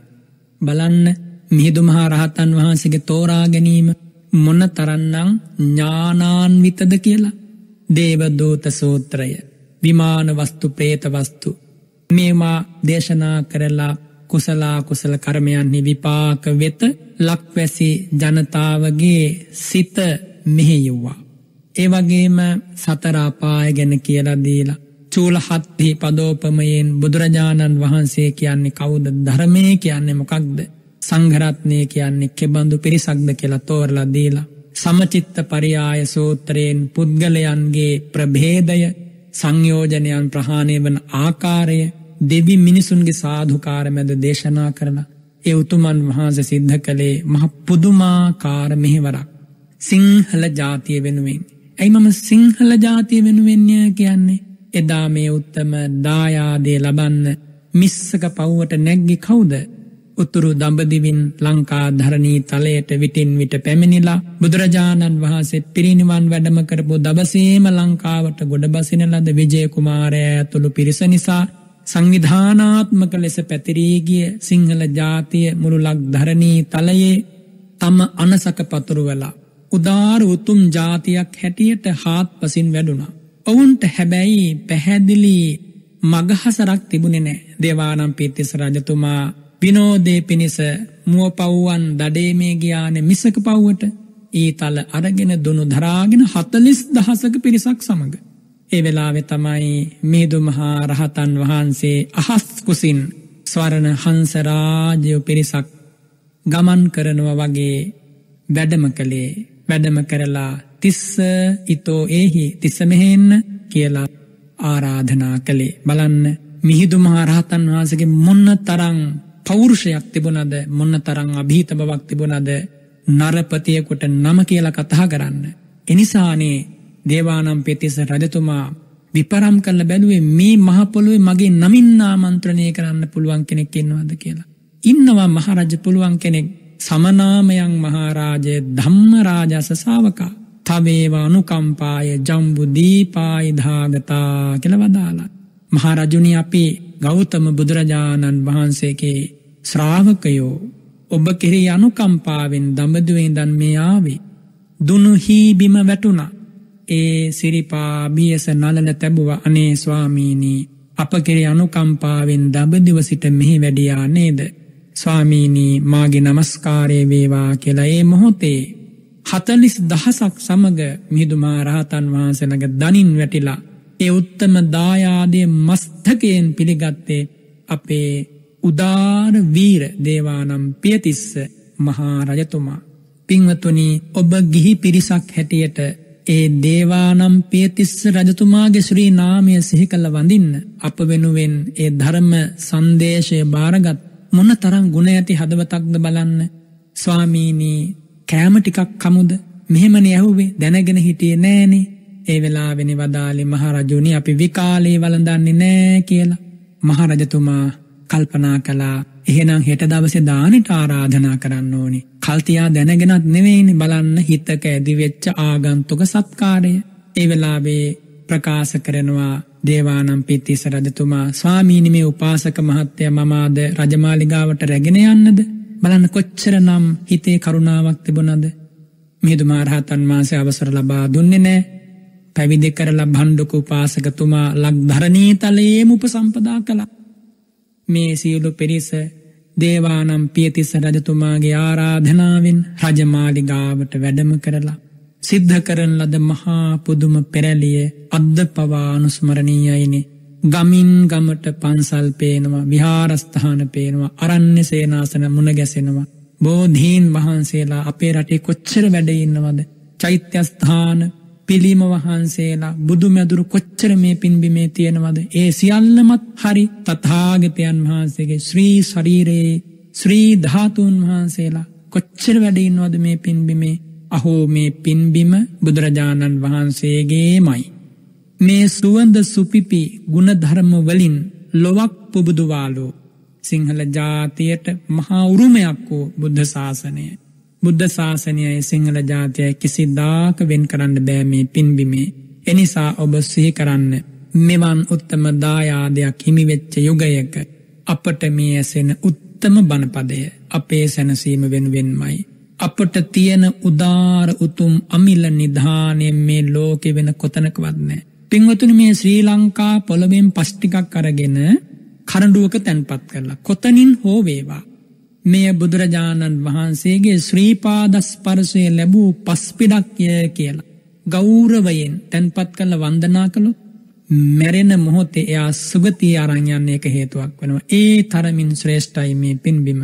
එනිසා ඔබ මේ පොසොන් සමයේ මිහිඳු මහ රහතන් වහන්සේගේ අනන්ත ගුණය ගැන සිහි කරන්න අප වෙනුවෙන් දඹදිවින් මෙරටට වැඩම කළා. සංඝමිත්තාවත් වැඩමවල දුන්නා. සංඝමිත්තා රහත් උත්තමාවිය මහා බෝධීන් වහන්සේ වැඩමවල දුන්නා. ධාතුන් වහන්සලා වැඩමවල තෝපාරාම මහා සෑය හෙවත් පඨමක චේතිය ඉදි කළා. යොදුනෙන් යොදුන ගව්වෙන් ගව්ව චෛත්‍යස්ථාන ඉදි කෙරෙව්වා. බෝධීන් වහන්සලා රෝපණය කෙරෙව්වා. ලංකාවේ සිංහල ජාතියට ප්‍රාණ වායුව ලබා දුන් මිහිඳු මහ රහතන් වහන්සේගේ සිරිපා කමල් අභියස අප සියලු දෙනාගේම නමස්කාරය වේවා. සාධු සාධු සාධු. පින්වතුනි, අප්‍රමාදය මුල් කරගෙනයි ඉතා කෙටි ධර්මානුශාසනාවක් ඔබ වෙනුවෙන් සිත්නෙත් අසපුවෙන් අද මා සිද්ධ කළේ. මේ උතුම් ධර්මදානය ඔබට ලබා දුන්නේ මුලිනුත් සඳහන් කළ පරිදි අංක 52/12 තැන්නේ කුඹර මහනුවර ලිපිනේ පදිංචි අචලා විතානගේ මෙතිනිය පවුලේ සියලු දෙනාම එකතු වෙලා දේශකයන් වහන්සේට ආශිර්වාද කරන්න, සුජීවත්ව සිටින එතුමියගේ දෙමව්පියන්ට ආශිර්වාද කරන්න, ස්වාමි පුරුෂයාගේ මෑණියන්ට නිදුක් නිරෝගී සුව දීර්ඝායුෂ ප්‍රාර්ථනා කරන්න, දරුවන් දෙදෙනාට ආශිර්වාද කරන්න. මේ වගේ පිවිතුරු සත්පුරුෂ ප්‍රාර්ථනා හිතේ තබාගෙනයි මේ උතුම් ධර්ම දානය ඔබට ලබා දුන්නේ. සියලුම ඥාති මිත්‍රාදීන්ට පින්පෙත් අනුමෝදන් කරනවා. නමින් මිය පරලොවගේ සියලු දෙනාට, රට වෙනුවෙන් දිවිපිදූ රණවිරුවන්ට මේ පින් අනුමෝදන් කරනවා. ඒ වගේම එතුමිය බලාපොරොත්තු වෙනවා උතුම් ශ්‍රී සද්ධර්මයේ ශ්‍රවණය කරපු සියලු දෙනාටම මේ ජීවිතය තුලදීම නුදුරු කාලයකදී මේ උතුම් ධහම ප්‍රත්‍යක්ෂ කරගෙන සදාතන සුවයෙන් සැනසෙන්න ලැබේවා කියලා, සුවදායක ප්‍රතිපදාවක් වේවා කියලා ප්‍රාර්ථනා කරනවා. ඒ හැම ප්‍රාර්ථනාවක්ම ඒ ආකාරයෙන් ඉෂ්ට වේවා කියලා අපි සක්දෙව් රජතුමා, සතරවරම් දෙව් රාජවරු ඇතුළු සියලු දෙවියන්ට මේ උතුම් ධර්මදේශනාමය ශ්‍රවණමය පින අයිති වේවා කියන ප්‍රාර්ථනාවෙන් පින්පෙත් අනුමෝදන් කරලා අද සිත්නෙත් අසපුවේ ධර්මදේශනාව සමාප්ත කරමු. ඉදං වූ ඥාතිනං හෝතු සුඛිතා හොන්තු ඥාතයෝ ආකාසට්ඨා ච භුම්මට්ඨා දේවානාගා මහිද්దికා පුඤ්ඤන්තං අනුමෝදිත්වා චිරං රක්ඛන්තු සම්බුද්ධ ශාසනං චිරං රක්ඛන්තු සම්බුද්ධ දේශනං චිරං රක්ඛන්තු සම්බුද්ධ ශාවකං චිරං රක්ඛන්තු ත්වං සදාති. සාදු සාදු සාදු. ඒ උතුම් වූ ධර්මානුශාසනාව ඔබව මං හිතන්නේ වහා හිසගිනිගත්තෙක් ඒ ගිනි නිවන්නට උත්සාහ දරන වාසේ මේ ගොහොරු සමාජයේ මේ ඉන්න පීඩා විඳින දුක්ඛිත සසරෙන් එතර කරන්නට පාදා දුන්නු මාර්ගයක්, ඒ මාර්ගයේ නියැලෙන්නට ඔබ යොමු කරපු දේශනාවක් බව අපි සතුටු සිතින් සිහිපත් කරන්නට ඕන. ඒ දේශනාව ශ්‍රවණය කර අපි ඊළඟට ධර්ම සාකච්ඡාවට යොමු වෙන්නේ. ධර්ම සාකච්ඡාව තුලත් යහපත් වූ ධර්මය ශ්‍රවණය කරන්නට සිත් පහදා රැඳෙන්නට ඔබට ආරාධනා කරනවා. පූජනීය වන්දනීය බලංගොඩ රාද ස්වාමීන් වහන්සේ නිදුක් වේවා, නිරෝගී වේවා, දීර්ඝායුෂ අපේ හැමදෙරණ වහන්සේට ලැබේවා. මේ කරන සියලු කුසල ක්‍රියාවන් වහන්සේට ධර්මාවබෝධය පිණිසම පාරමිතා වේවායි කියලා ප්‍රාර්ථනා කරමින් කෙටි විරාමයක් අරගෙන ප්‍රවෘත්ති ප්‍රකාශයෙන් පසුව ඉරිදා සිත්නෙත් අසපුව ධර්ම සාකච්ඡාව තුළ තවත් දහම් කාරණා ඔබට පහදා දෙන්නට අපි බලාපොරොත්තු වෙනවා. රැඳෙන්න අපි කෙටි විරාමයක් සඳහා යමු වෙනවා. තෙරුවන් සරණයි. අපේ නැවත ඉරිදා සිට්නේ තසපුව වැඩසටහන සමගින් සම්බන්ධ වෙන්නේ. අපි විරාමෙන් පසු මේ සාකච්ඡාව ආරම්භ කරන්නට සූදානම් වන වේලාව ඉරිදා සිට්නේ තසපුව තුළ අපි අද දවසේදී අප්‍රමාදය පිළිබඳ අප්‍රමාදීව කටයුතු කිරීම පිළිබඳව අපේ පූජනීය දේශකයන්න් වහන්සේ විසින් ධර්මානුශාසනාව තුළ අපට වැදගත් වූ කාරණා රාශියක් මේ දේශනාව තුළ අන්තර්ගත කොට අපට මාර්ගය විවර කර දෙනවා. ඉතින් මේ අසුරේ ගොඩනැගෙන ප්‍රශ්න වගේම මේ කාලයට සමග විශේෂයෙන්ම දැන් අපි ඉන්නේ පොසොන්පුර පසළොස්වක පොහොය ආසන්නම දින කිහිපයේ එළඹෙන සතිය තුළ තමයි පොසොන්පුර පසළොස්වක පොහොයේදීලා තිබෙන පස්වෙනිදාට. ඉතින් ඒ නිමිති කොටගෙන අපට ලංකාවට ධර්මය බුදුරජාණන් වහන්සේගේ ශ්‍රී සද්ධර්මය ලැබුණු මේ කාලය සුවිශේෂී කාල රාමුවක් අපේ ජීවිතවලට. ඒ වගේම ධර්මය පිළිබඳ උනන්දුවක් දක්වන අපට මිහිඳු මහරහතන් වහන්සේගේ ලංකා ගමනේ ඇති වටිනාකම කුමක්ද කියන එකත් තවත් අහවුරු වෙන්නට හොඳ අවස්ථාවක් මේ අවස්ථාව. ඒ නිසා ඒ ආශ්‍රිතව අපි සාකච්ඡාව ආරම්භ කරන්නට සූදානම් වෙන මොහොතේ බොහොම ගෞරවයෙන් නැවත වාරයක් පූජනීය වන්දනීය බලංගොඩ රාධ ස්වාමීන් වහන්සේව ඉරිදා සිට්නේ තසපුවේ ධර්ම සාකච්ඡාව වෙනුවෙන් පිළිගනු ලබනවා. අවසරයි ස්වාමීන් වහන්සේ. අපේ ස්වාමීන් වහන්සේ අපේ ධර්ම සාකච්ඡාව ආරම්භ කරමු. ස්වාමීන් වහන්සේ අප්‍රමාදී භාවය පිළිබඳව අප්‍රමාදී වෙන්න කියන කාරණේ අපි නිතරම කියන දෙයක්. විශේෂයෙන්ම බෞද්ධයන්ට මේ වචනේ හරි හුරුයි. භික්ෂුන් වහන්සේ බොහෝ වෙලාවට ධර්මදේශනාවක් තුල අවසානයේදී හෝ වේවා ධර්මදේශනාව ආරම්භක තැන හෝ වේවා මේ සෑම තැනකදීම ඉස්මතු කරලා පෙන්වන්නේ මේ ලැබිච්ච දුර්ලභ මනුෂ්‍ය ජීවිතයෙන් නියම ප්‍රතිඵල ලබා ගන්නට පසුබට වෙන්නට එපා, අප්‍රමාදී වෙන්න කියන කාරණය. මේ කාරණාව අපිට නිතරම ඇහෙන දෙයක් වුණත් ස්වාමීන් වහන්සේ සමහරුන්ට තියෙන ප්‍රශ්නය තමයි මටත් මේ බොහෝ සමාජයේ ශ්‍රාවකයන් කතා කරලා නිරන්තරයෙන් අහන දෙයක් තමයි අප්‍රමාදී වෙන්න කිව්වට අපි කොතනින්ද පටන් ගන්න කියන කාරණය. දැන් සමහරු කියනවා අපි පින්කම් නිරන්තරයෙන්ම කරනවා, මේක අප්‍රමාදය නෙමෙයිද? එතකොට උපෝසතය රකින්න අපි පොයට. ඉතින් ඒ අප්‍රමාදී භාවය නෙවෙයිද? මින් එහාට යා යුතුද? කොතනද අපි මේ ආරම්භ කරන්නේ සහ අප්‍රමාදී භාවය කියන එකේ තවත් අර්ථය විග්‍රහ කළොත් එහෙම අපි එය රැකගෙන ඉදිරියට යා යුත්තේ කෙලෙසද කියන කාරණේ තව දුරටත් විග්‍රහ කරලා මේ සාකච්ඡාවට ප්‍රවේශයක් ලබා දෙන ලෙස බොහෝම ගෞරවයෙන් ඔබ වහන්සේට ආරාධනා කරනවා. අවසරයි ස්වාමීන් වහන්සේ. අද සිට්නේ අසපුවේ ධර්ම සාකච්ඡාවට සම්බන්ධ වන පින්වත් වරුණ ඇතුළු සියලු දෙනාටම තෙරුවන් සරණින් හැම සැනසීමක්ම ලැබේවා කියලා මම පළමු කොට ආශිර්වාද කරනවා. වරුණ අපට අප්‍රමාදය කියන වචනය ඇහෙනකොටම මතක් වෙන බණපදයක් තියෙනවා නේද? අප්‍රමාදෝ අමත පදං කියලා. බුදුරජාණන් වහන්සේ මේ අප්‍රමාදය පිළිබඳව ඒ විදිහටයි අපට දේශනා කළේ. අමත පද කියන වචනේ තේරුම තමයි වරුණ අමතං උච්චති නිබ්බානං. අමතය කියලා කියන්නේ නිර්වාණයට නමක්. ඒ නිර්වාණය සාක්ෂාත් කරන උපාය නැත්තම් මාර්ගය නැත්තම් ක්‍රමයට කියනවා අප්‍රමාදය කියලා. එතකොට මේ අප්‍රමාදය කියන්නේ කොමක්ද කියලා ඍජුවම මගෙන් ප්‍රශ්නයක් අහුවනේ වරුණ. එහෙමයි. බුදුරජාණන් වහන්සේ දේශනා කරනවා අප්‍රමාදය කියන්නේ සතිමත් බව කියලා. සතිමත් බව, එළඹි සිහියෙන් යුක්ත බව. මොකක්ද එළඹි සිහිය කියන්නේ වරුණ? දැන් සිහිය කියන්නේ කුසල ධර්මයන් මේවා කියලා අපට තෝරලා දෙන චෛතසික ශක්තියක්. එතකොට සිහිය තියෙන වෙලාවක තමයි මේක කුසලයක්, මේක කළ යුතුයි, මේක අකුසලයක්, මේක නොකළ යුතුයි. අර ලැජ්ජා බය කියන්නේ වරුණ. මේ ලැජ්ජා බය කියන ධර්මතා පහළ වෙන්නේ පිහිටන්නේ අප්‍රමාදී මනසක නැත්තම් සිහිය තියෙන වෙලාවක. එතකොට වරුණ අපි දැන් දාන ආදී පින්කම්, සීල ආදී පින්කම් බොහෝ පින්කම් සිද්ධ කරනවානේ.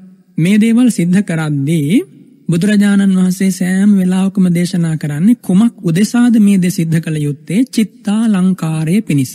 මේක හොඳට අපි තේරුම් ගන්නට ඕනේ. සිත ලස්සන කරගන්න. චිත්තාලංකාරය කියන්නේ එයයි. එතකොට දැන් දන් දෙන්නේ, සිල් ආරක්ෂා කරන්නේ, සේසු සංඝෝපස්ථාන සිද්ධ කරන්නේ මේ සෑම දෙයකින්ම සිත ලස්සන කරගන්න. සිතේ ලස්සන බව කොහොමද රඳා පවතින්නේ වරුණ? අකුසල් දහම් ප්‍රහාණය වීම මත. දැන් අපි ලස්සන කියන කාරණය ගත්තාම වරුණ ලෝකෙ මිනිස්සු සලකන්නේ බාහිර රූපය ලස්සන වීම, එහෙම නැත්නම් ඇසට ඊළඟට කනට මිහිරක් ඇතිවන අරමුණු ලස්සන දේවල් හැටියටනේ. බුදුරජාණන් වහන්සේ වදාළේ ඒ වගේ එක්තරා ලස්සනක් තියෙනවා නැත්තේ නෑ. නතේ කාමානි යානි චිත්‍රානි ලෝකේ සංකප්ප රාගෝ පුරිසස්ස කාමෝ. ලෝකේ කාම වස්තුන් තියෙනවා. ඒක සැබෑවක්. හැබැයි මේ කාම වස්තුන් ඇසුරු කරගෙන සිතේ පහළවන්නා වූ සංකල්ප මූලික හැඟීම තමයි පුද්ගලයෝ කාමයේ හැටියට ගන්නෙ. ඒ ලස්සනයි කියලා කියන වස්තුන් පාදක කරගෙන හිතේ ඇති කරගනු ලබන හැඟීම, සංකල්ප මූලික හැඟීම. ඒකට තමයි කාමය කියලා කියන්නේ. එතකොට කාමයන් පිළිබඳව පුද්ගලයෙකුගේ හිතේ ඇතිවන සෑම සංකල්පනාවක් පාසාම වරුණ ඇතිවන්නේ ප්‍රමාදයයි. ඒ කියන්නේ කාමුක සිතවිල්ල කොතනකෝ ඇති වුණත් මම මේ කාමය කියලා විශේෂයෙන් ගත්තේ මේට මේ පුද්ගල මනසක තියෙන සියලු දුර්වලතා ඇතුළත් වරුණ. කාමය කියන මාතෘකාවට.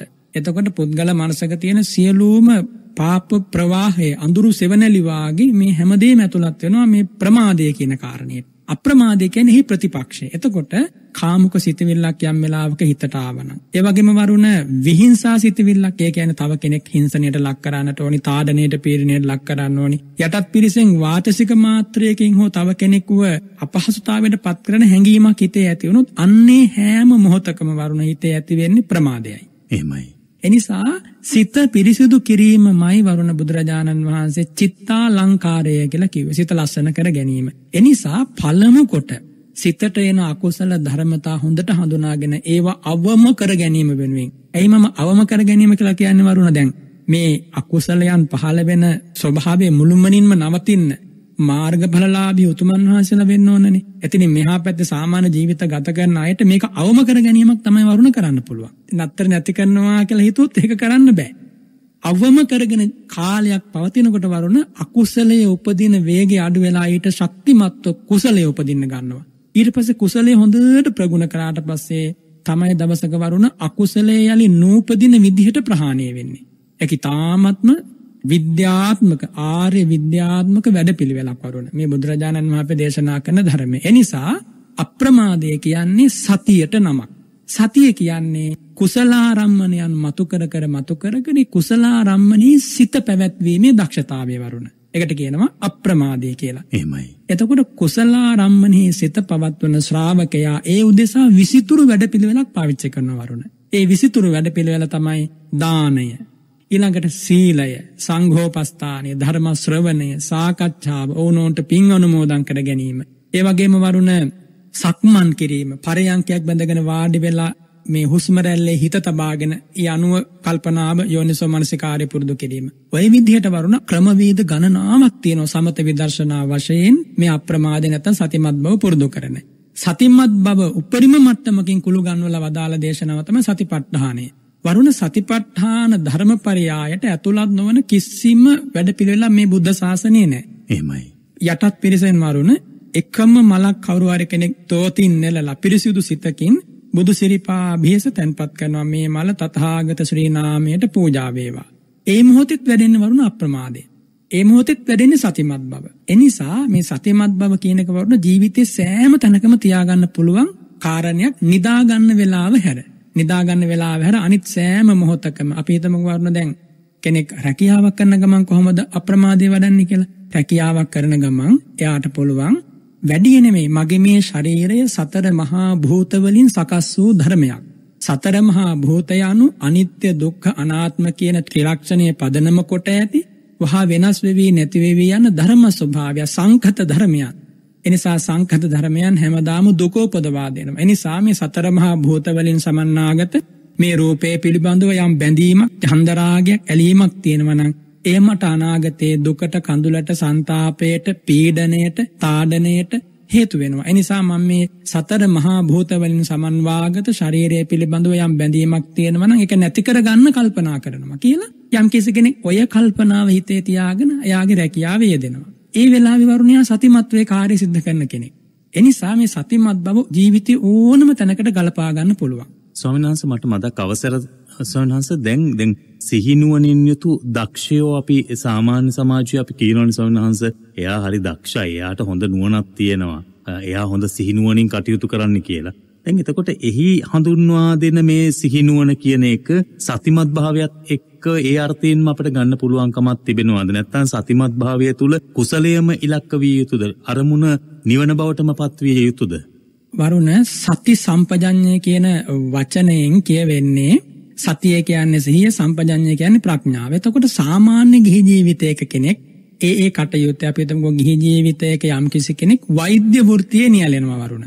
වෛද්‍ය වෘත්තියේ නියැලෙනකොට එයා ඒ වෛද්‍ය වෘත්තිය කියන්නේ මිනිසුන්ට හිතසුව පිණිස පවතින සේවයක්නේ. එහෙමයි. එතන ඉඳගෙන යා කල්පනා කරනවා බෙහෙත් ගැන කොහොමද මේ මිනිසුන්ගේ ලෙඩ සනීප කරන්නේ ආදී වශයෙන් වෛද්‍යවරයෙක් කල්පනා කරන දේවල් ටිකක් තියෙනවානේ. එයාගේ වෘත්ති ආශ්‍රිතව.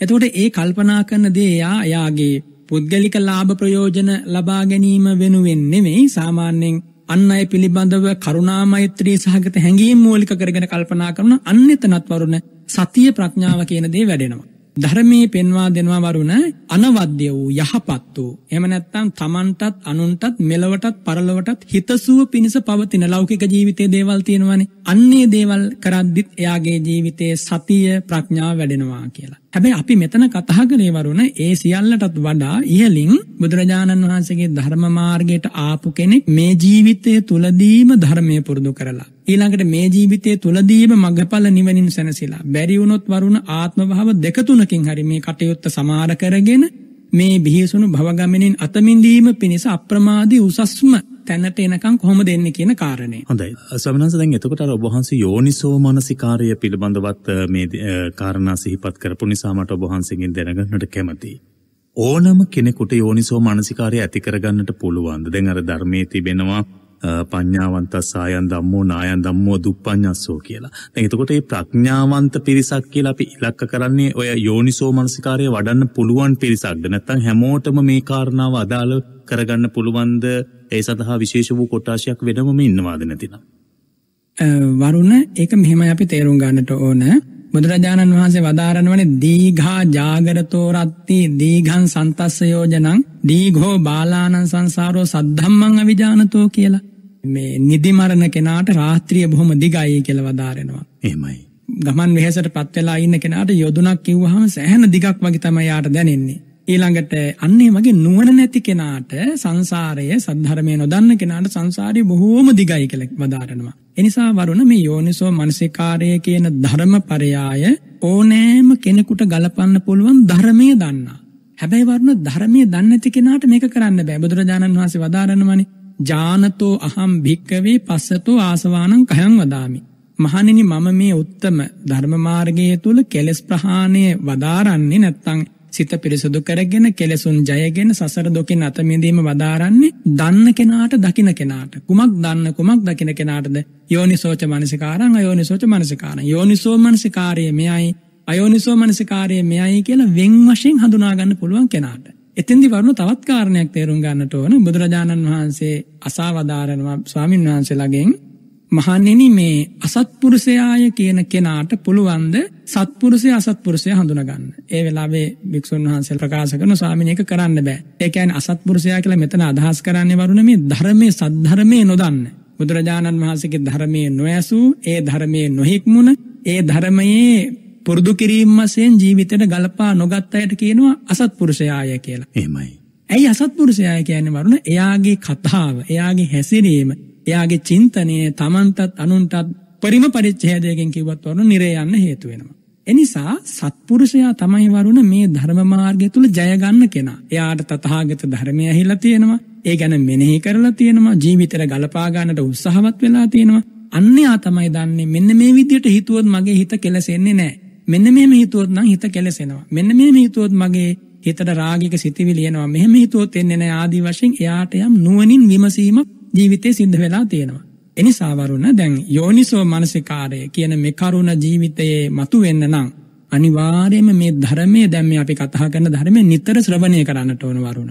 ඒ වගේම නිතර සාකච්ඡා කරන්නට ඕනේ. වරුණ යමක් බහුල ලෙස කනට ඇහෙනවා නම් ඒ බහුල ලෙස ඇහෙන දේනේ අපේ හිතේ නතර වෙන්නේ. බහුල ලෙස යම් රූපයක් පේනවා නම් ඒ බහුල ලෙස පෙනෙන රූපය පිළිබඳවන චිත්ත රූපය ඇඳිලා තියෙන හිතේ. ඒ වගේම අපි නිතර අනුභව කරන ආහාරයක රසය ගැන වරුණ කවුරුවත් අපිට කියලා දෙන්න උවමනා නැහැනේ. එහෙමයි. ඒ වගේ මේ ධර්මයක් වරුණ මේ යෝනිසෝ මනසිකාරය කියන මේ වැඩපිළිවෙලත් මේන් අදහස් කරන්නේත් බුදුරජාණන් වහන්සේ නැවත ආසේවනය කිරීම, බහුල කිරීම, බහුලීකృత කිරීම.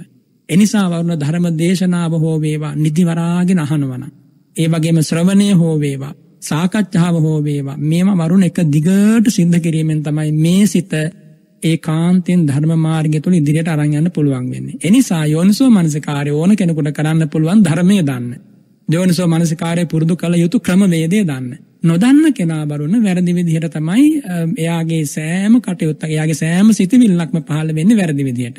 එනිසා මෙතන අවධාරණය කරන්නට ඕන වරුණ බුදුරජාණන් වහන්සේ නැති ලෝකයේ අන්ධකාර ගුහාවක් වගේ. කලමනා නොකලමනා කිසි දෙයක් තේරෙන්නේ නැහැ. එනිසා අපි මේ කතා කරනවානේ මහා ඉහලින් බය නැතුව කතා කරන්න වරුණ කවුරු නිසාද? ඔබ පහේ නැතුව ප්‍රශ්න අහන්නේ කවුරු නිසාද? බුදුරජාණන් වහන්සේ මේ උත්තම ධහම පිට දීපු නිසානේ. එහෙමයි. එනිසා මේ ධර්මයේ තුල තමයි දැන් වරුණට යෝනිසෝ මනසිකාර්ය කුමක්ද ස්වාමීනි කියලා අහන්න හයියක් ලැබුණේ. එහෙමයි. දැන් ඔක වෙන කෙනෙකුට අහන්න පුළුවන්ද ලෝකේ? මට පුළුවන් වුණා දැන් යෝනිසෝ මනසිකාර්ය කියන්නේ මෙයයි කියලා දෙන්න. මේ මගේ ස්වයංභෝග ඥානයක් නෙවෙයිනේ වරුණ.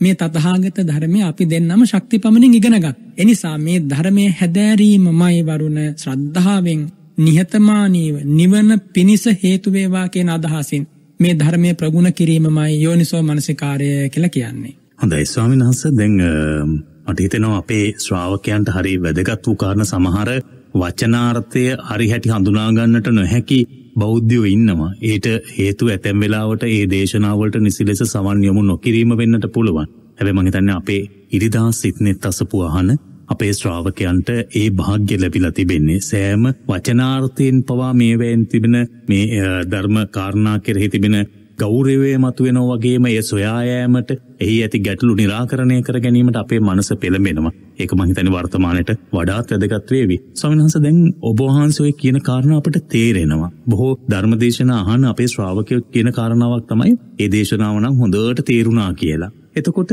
ඒ තේරීම හිත මේ ධර්මදේශනාවට හොඳට හිත පිහිටුණා කියලා සමහරු කියනවා. ඒ කුමද්ද ස්වාමීන් වහන්සේ? ඒක දැනුමද නැත්නම් අවබෝධයද? එතකොට ධර්ම අවබෝධය කියන්නේ එහා ගිය දෙයක්ද?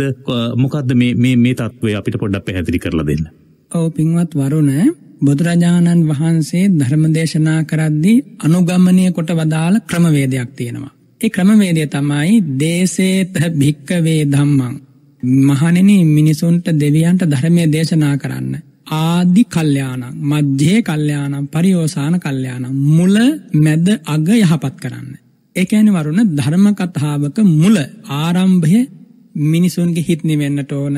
ප්‍රඥාව පහළ වීම පිණිසම හේතු වෙන්නට ඕන. මධ්‍යයත් ඒ වගේ වරුණ, අවසානයත් ඒ වගේ. ඊළඟට පරියෝසాన කල්යාණං සාත්තං සබ්බ්‍යංජනං කේවල පරිපූර්ණං. ඒ වගේම වරුණ ඒ කරන ධර්ම කතාව අර්ථාන්විත වෙන්නට ඕනේ. ඒ කියන්නේ හේතුඵල ධම මතු වෙන්නට ඕනේ. වෙනත් වේදයකින් කිව්වත් වරුණ ජාති ජරා මරණ ව්‍යාධි ආදී මේ සියලු දුක්ඛ ධර්මයන් අභිභවනීය කළා. මේන් මම අත මිදෙන්නට ඕන නේද කියන හැඟීම පහළ වෙන්නත් ඕනි වරුණ ධර්ම කතාවකින්. ඒ වගේම ඒ ධර්ම කතාව සබ්බ්‍යංජනං. මේව හොඳට වරුණ තේරුම් ගන්නට ඕනි කාරණා. ගිහි පැවිදි අපි හැම කෙනෙක්ම තථාගත ධර්මයට ඇවිල්ලා වරුණ වර්ධවා ගත්තොත් එහෙම කිසිම සමාවක් හම්බ වෙන්නේ නැහැ. එහෙමයි. බුදුරජාණන් වහන්සේ වැඩ හිටපු කාලේ එක සොන්වහන්සේ නම ප්‍රකාශ කරනවා, මම ඔය ශික්ෂාපදය ගැන දැනන් හිටියේ නෑනේ. ඔය වගේ ශික්ෂාපදයන් තියෙනවා කියලා මම දැනන් හිටියේ නෑනේ. එනිසා මගේ ඇතින් ඔය දේ කැඩුනා. ආදී වශයෙන් මේ සාධාරණයක් බලාපොරොත්තු වෙන ශික්ෂාපද කැඩීමෙන් වරුණ. බුදුරජාණන් වහන්සේ දේශනා කරනවා සික්ඛමානේන භික්ඛවේ භික්ඛුනා අඤ්ඤාතබ්බං පරිපංහිතබ්බං පරිපුච්චිතබ්බං. මේ ශාසනය තුල හික්මෙන භික්ෂුව ඒ ගැන කල්තියාම දැනගන්න ඕන කියනවා. ඒ කියන්නේ මොකක්ද මේ වැඩපිළිවෙල කියලා දැනගෙනයි මේකට එන්නට ඕන වරුණ. ඒ වගේම ගිහියත්ොත් එහෙමයි මේක දැනගන්නට ඕන. එනිසා මේ කරන බණ කතාව අර්ථාන්විත වෙන්නට ඕනි. සෑම වචනයක්ම වරුණ උච්චාරණ පාරිශුද්ධියෙන් යුක්තවමයි ප්‍රකාශ වෙන්නට ඕන. එනිසා මේ බුදුරජාණන් වහන්සේගේ ධර්මය ගැන මම මේ දේශනා කරන්නේ. අනිත් දේවල් ගැන කතා කිරීම මට අදාළ වන්නේ නැහැ. මම භික්ෂුවක් නිසා. එතකොට බුදුරජාණන් වහන්සේගේ ධර්මයේ එහෙම ක්‍රමයෙන් දේශනා කරනකොට අහගෙන ඉන්න ශ්‍රාවකයාගේ හිත මේ උත්තම ධර්මයත් එක්ක වරුණ එකතු වෙනවා. එනිසා කාකස්සරේන, ඒ කියන්නේ හිතා කරකශක කැඩි කැඩි යන, එහෙම නැත්නම් කනට අමිහිරි හඬින් ධර්ම දේශනා කරන්න හොඳ නෑ වරුණ. එනිසා භික්ෂුන් වහන්සේ කෙනෙක් එක සතර පද ගාථාවක් වෙන්න පුළුවන් දේශනා කරන්නේ. ඒ ගාථාව මුළුමනින් මෙහි තේරුම දැනගෙන හිතට මනාව අරගෙන ඒ පිළිබඳව හිත ඇතුලෙන් තුට්ඨින්ච වේදංච සතුටයි සොම්නසයි පල කරමින් තමයි ඒක දේශනා කරන්නට ඕන. අහන කෙනත් අනේ මේ ඇහෙන ධර්මය මට අමා නිවන් පිණසම වේවා. වෙන පටු අපේක්ෂාවක් මගේ නෑ. මම දිරණ මැඩෙන ජරාවට පත්වන කෙනෙක්. ඒ ඉක්මවා යෑම පිණිසමයි තථාගතයන් වහන්සේ ධර්මයේ දේශනා කළේ. මෙන්න මෙහෙම හිතනකොට වරුණ පුදුමාකාර විදිහේ හිතේ චිත්ත ප්‍රසාදයක් ඇති වෙනවා. එනිසා මේ ධර්මයේ දා තේරුම් ගත්තේ මේ මහා ප්‍රඥාඥයයි කියන ලෝකයේ අතීතාක් විද්‍යා ශිල්ප කලා දරාගෙන ඉන්න අයම නෙමෙයි. ඔය තාරුග්ග, පොක්කර සාති, අම්බට්ට, සෝන දණ්ඩ වගේ උදවිය වරුණ ඒ කාලේ නම ගිය අය මහා ප්‍රසිද්ධ විදියට මේ ඒගොල්ලන්ගේ ශිල්ප ශාස්ත්‍ර ගුරුකුල වලින් ආපු විශාල පිරිසකට ලබා දෙමින් එහෙම හිටපු උදවිය. හැබැයි ඒ අය පවා අවසානයේ බුදුරජාණන් වහන්සේ ළඟට ඇවිල්ලා දනින් වැටෙනවා. දැන් ඔබ අහලා තියෙනවනේ වරුණ චූලහත්ථි පදෝපම සූත්‍රය දේශනා කළා කියලා අපේ මිහිඳු මහරහතන් වහන්සේ අනුබුදු. එතකොට මේ මිහිඳු මහරහතන් වහන්සේ සූත්‍රය දේශනා කරද්දී ඒ සූත්‍රයේ අන්තර්ගතය තුල තියෙන බුදු ගුණ. බුදුරජාණන් වහන්සේ කියන්නේ කවුද, කෙබඳු කෙනෙක්ද කියන කාරණේ. එනිසා ඒ කාලේ හිටපු උදවිය බුදුරජාණන් වහන්සේ හඳුනාගත්ත විවිධාකාරයෙන්. සමහර කෙනෙක් දැකගත්ත බුදුරජාණන් වහන්සේ තමයි ලෝකේ ඉන්න අස්සම සමරූපේ තියෙන කෙනා. එතනින් පැහැදිලා ශාසනයට ආව වරුණ එයා ආය කවදාවත් ගෙදර ගියේ නෑ, අමා නිවනින් සැනසුණා. තව කෙනෙකුට බුදුරජාණන් වහන්සේගේ හඬ ඇහුණා. ඒ හඬ ඇහුණට පස්සේ වරුණ ඒක හෘදයාංගම වුණා. ආය වෙන හඬකින් යාට මිහිරක් නෑ. එනිසා අර මල් පැණි බීලා මත් වෙච්ච බමරෙක් වගේ බුදුරජාණන් වහන්සේගේ හඬට මත් වෙලා. ඒකට කියනවා ශබ්ද ප්‍රමාණ කියලා. ශබ්දේ ප්‍රමාණ කරගෙන ශාසනයට ආවා. තව කෙනෙක් රූපේ ප්‍රමාණය කරගෙන ශාසනයට ආවා. ඒකට කියනවා රූප ප්‍රමාණ කියලා. තව කෙනෙක් වරුණ බුදුරජාණන් වහන්සේගේ ශාසනයට ආවේ ලෝක ප්‍රමාණ. ඒ කියන්නේ බුදුරජාණන් වහන්සේගේ තියෙන දුතාංග, ඒ පංසුකුල සිවුරු දැරීම්, ගස් ගල් යට වැඩ සිටමින් භාවනා කිරීම, මේ වගේ දේවල්. එනිසා වරුණ විවිධාකාරයෙන් මේ ශාසනයට ප්‍රවේශයක් හදාගත්ත උදවිය අවසානයේ මේ ධහම තුලින් සැනසුනේ ඒගොල්ලන්ගේ ජීවිතවලට මේ ධහම මිහිරක් වුණා. එනිසා අපි කතා කරන ධහම ශ්‍රාවකයාගේ හිත සැනසෙන්නත් ඕන. දේශකයන් වහන්සේ සැබෑ ධර්ම කතිකයෙක් වෙන්නත් ඕන. එතෙන්දි වරුණ තවත් කාරණයක් සිහි කරන්නට ඕන. බුදුරජාණන් වහන්සේ වදාරනවා මහණෙනි කොපමණකින්ද ධර්ම කතිකයෙක් වෙන්නේ? ධර්මයේ කියන කෙනෙක් වෙන්නේ කොපමණකින්ද? එයා අනිවාර්යයෙන්ම වරුණ ධර්ම කතාව මිනිත්තු 5ක් වෙන්න පුළුවන්, 10ක් වෙන්න පුළුවන්, පැයක් වෙන්න පුළුවන්, පැය 12ක් වෙන්න පුළුවන්, ඊටත් වැඩි වෙන්න පුළුවන්. එයාගේ ඒ කතාව තුළ ජාතියෙන්, ජරාවෙන්, ව්‍යාධියෙන්, මරණයෙන් මිදෙන මාවත කියලා දෙන්නට ඕන. ජාති ජරා ව්‍යාධි මරණ ශෝක පරිදේව දුක්සෝසුසුම් අභිභවනය කරන්නට මඟ පෙන්වීමමයි ධර්ම කතිකයෙකුගේ ශාසනෙහි භූමිකාව. එහෙමයි. එතකොට වරුණ අපි දෙපිරිසම මේක හොඳට තේරුම් ගන්නට ඕන. ස්වාමීන් වහන්සේ ඔබ වහන්සේට මට මේ ගැටලුවත් එක්ක එහි ඌණ පූර්ණය සලසා දෙන්න ස්වාමීන් වහන්සේ. දැන් මේ ආසන්නයේම සිදු වුණු කාරණාවක් පසුබිම් කරගෙන මම ඔබ වහන්සේගෙන් මේ කාරණාව විමසන්නේ. දැන් ඇතැම් ස්වාමීන් වහන්සේ, මේක මේ ස්වාමීන් වහන්සේලාට එරෙහිව කරන විග්‍රහයක් නෙමෙයි ස්වාමීන් වහන්සේ. ඇතැම් ස්වාමීන් වහන්සේලාගේ දේශනාවත් එක්ක ශ්‍රාවකයන් යම් ආකාරයක ගැටුමට බර වුණොත් එහෙම වාදවලට පැටලෙන්නට යොමු වන අවස්ථාවන් අපි දකිනවා. අපිට එහෙම කතා කරලා කියන අවස්ථාවක් තිබෙන ස්වාමීන් වහන්සේ. දැන් එතකොට මේ කාරණාවත් එක්ක යම් කෙනෙක් මේ කාරණාව පිළිබඳ විමසන විට ඔහු මට සිහිපත් කළා ඔය පොතේ බණ විතරක් කියන නිසයි ඔහොම වෙන්නේ කියලා. මේ ගිහියෙක් මේ කාරණාව සිහිපත් කළේ. එතකොට අර ඔබ වහන්සේ එක තැනකදී මතු කළා ධර්මයේ පිළිබඳව දැනගෙන ඒ අවබෝධයෙන් යුක්තව Tamanගේ මනසට ග්‍රහණය කරගෙන ඒ අවබෝධයෙන් යුක්තව දේශනා කළ යුතුයි කියන කාරණේ එක තැනකදී ඔබ වහන්සේ දේශනා කළා. එහෙම නොවුන තැනකදී මේ වගේ දේවල් මතුවෙන ඉඩකඩක් තිබෙනවාද? ගැටුමට, වාදවලට මුල පිරෙන එහෙම දේශන සම්ප්‍රදායක් ගොඩනැගෙන්නට හේතුව අවබෝධයෙන් යුක්ත නොවි ධර්මයේ දේශනා කිරීම. දර ඔබ වහන්සේ සිහිපත් කරපු බුදුරජාණන් වහන්සේගේ ධර්ම කතිකයන්න් වහන්සේගේ ගුණය තුල මේ වගේ දේවල් මතුවෙන්නට ඉඩ කඩක් තිබෙනවද? වරුණගෙන් මම ප්‍රශ්නයක් අහනවා. වරුණ උත්තර දෙන්න අවංකවම මිහිඳු මහ රහතන් වහන්සේ ධර්ම කතිකයෙක්ද නැද්ද? ධර්ම කතිකයන්න් වහන්සේ පැහැදිලිවම ධර්ම කතිකයෙක්. ඒ උතුමන් වහන්සේ ලංකාවට වැඩම කරලා දේශනා කළ ධර්මපරයායන් මොනවද? මම කෙටියෙන් සඳහන් කරන්නම්කෝ. පළමු දවසේ මිස්සක පව්වේ වැඩ ඉඳගෙන චූල හත්ති පදෝපම සූත්‍රය දේශනා කළා. මිහිඳු මහ රහතන් වහන්සේට තිබුණේ නැද්ද උන්වහන්සේ දරාගෙන ඉන්න ත්‍රිපිටක ශ්‍රී සද්ධර්මය ගැන කතා නොකර ඒ රජතුමාට ඒ රට තුලින් ගත හැකි කරුණු කාරණා මතු කළ, ඒ සමාජයෙන් මතු කරගත හැකි කරුණු කාරණා මතු කළා දීලා මිහිඳු මහ රහතන් වහන්සේටම ආවේනික ධර්ම දේශනා ක්‍රමයකින් දේශනා කිරීමේ හැකියාව තිබුණද නැද්ද? අහසින් වැඩම කරපු උතුමන් වහන්සේට ඒක නැහැ කියන්න බෑනේ වරුණ. එහෙමයි. හැබැයි උන්වහන්සේ එහෙම කළේ නැහැ. චූල හත්ති පදෝපම සූත්‍රය දේශනා කළා. දේශනා කරලා රජතුමා ඇතුළු 40000ක් තිසරණේ පිහිටෙව්වා. ඉන් අනතුරුව වරුණ එදා රාත්‍රී කාලයේ සුමන සාමණේර ස්වාමීන් වහන්සේට වදාරනවා සුමන අද දෙවියන් වෙනුවෙන් ධර්ම දේශනාවක් කරන්නට ඕන. බලන්න වරුණ මේ ලංකාවට ඇවිල්ලා කරපු සේවය. ඔබ අහපු ප්‍රශ්නෙට මේක උත්තරයක් වෙනවා. ඔබ හොඳට මේක ශ්‍රවණය කරන්න. එහෙමයි. ඊට පස්සේ සුමන සාමණේර ස්වාමීන් වහන්සේ අහන ස්වාමීනි කෝටි ලක්ෂයක් සක්වලට හෙන්නද දසදහසක් සක්වලට හෙන්නද මේ සක්වලට හෙන්නද එහෙම නැත්නම් ලංකා ධර්ණී තලයට පමණක් ඇහෙන්නද මම ධර්ම දේශනාව සඳහා ආරාධනා කරන්න ඕන. ඒ වෙලාවේ මිහිඳු මහරහතන් වහන්සේ වදාරනවා සුමන ධර්ණී තලයේ ආශ්‍රිතව ඉන්න දෙවියන්ට ඇහෙන්න පමණක් ආරාධනා කරන්න. ඒ වෙලාවේ සුමන සාමණේර ස්වාමීන් වහන්සේ අභිඥා පාදක චතුර්ථ ධානයට සමවැදිලා කරන ආරාධනාව මේ ලක්ධරණී තලයේ ඉන්න සියලු දෙවිවරු අමනුෂ්‍ය සාදුකාර දෙනවා. ඒ සාදුකාර ഘോഷාවට අන්තරීක්ෂ නැත්තම් අහසේ විමාන පහළ වෙලා ජීවත් වන දෙවිවරු සාදුකාර දෙනවා. ඒ විදිහට පිළිවෙලින් අරුණ කාමාවචර දිව්‍ය ලෝක හරහා අකනිටාව දක්වා ඔය සාදුකාරය යනවා. එහෙමයි. ඉන් අනතුරු මේ සියලු දෙවිවරු බ්‍රහ්ම රාජවරු එකතු වෙනවා. වරුණ ඒ එකතු වුණාට පස්සේ මිහිඳු මහ රහතන් වහන්සේ දේශනා කරන එදා රාත්‍රියේ සමචිත්ත පරියාය සූත්‍රය. සමචිත්ත පරියාය සූත්‍රය එදා පූර්වාරාමේදී සාරිපුත්ත මහා රහතන් වහන්සේ වරුණ කියන්න බැරි තරම් සංඛ්‍යාවක් අසංඛේය ගණනාවක් අසංඛේය කියන වචනේ වරුණ පුදුම මේ විස්තීර්ණ නැත්නම් පැතිරී ගිය ගණනපතයක් අසංඛේයයක් කියන්නේ අසංඛේය සංඛ්‍යාවක් එදා මගපල ලැබුවා. එතකොට මේ මම මේ කියන්නේ මිහිඳු මහ රහතන් වහන්සේ කොහොමද මේ රටට ඇවිල්ලා අපව ධර්මයේ පිහිටෙව්වේ. ඊට පස්සේ වරුණ പ്രേත වස්තු විමාන වස්තු ඊළඟට දේශනා කරා සත්‍ය විභංග සත්‍ය සංයුත්ත වගේ සූත්‍රය.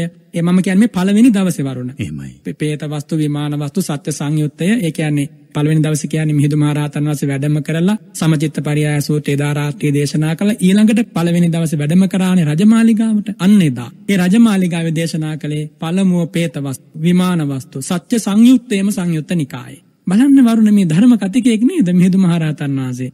මේවා අහගෙන හිටපු අනුලා දේවිය ඇතුළු 500ක් එදා සෝතාපන්න වුණා. ඊළඟට වරුණ එදා දවසේම දානේ වළඳලා දේවදූත සූත්‍රය දේශනා කරා.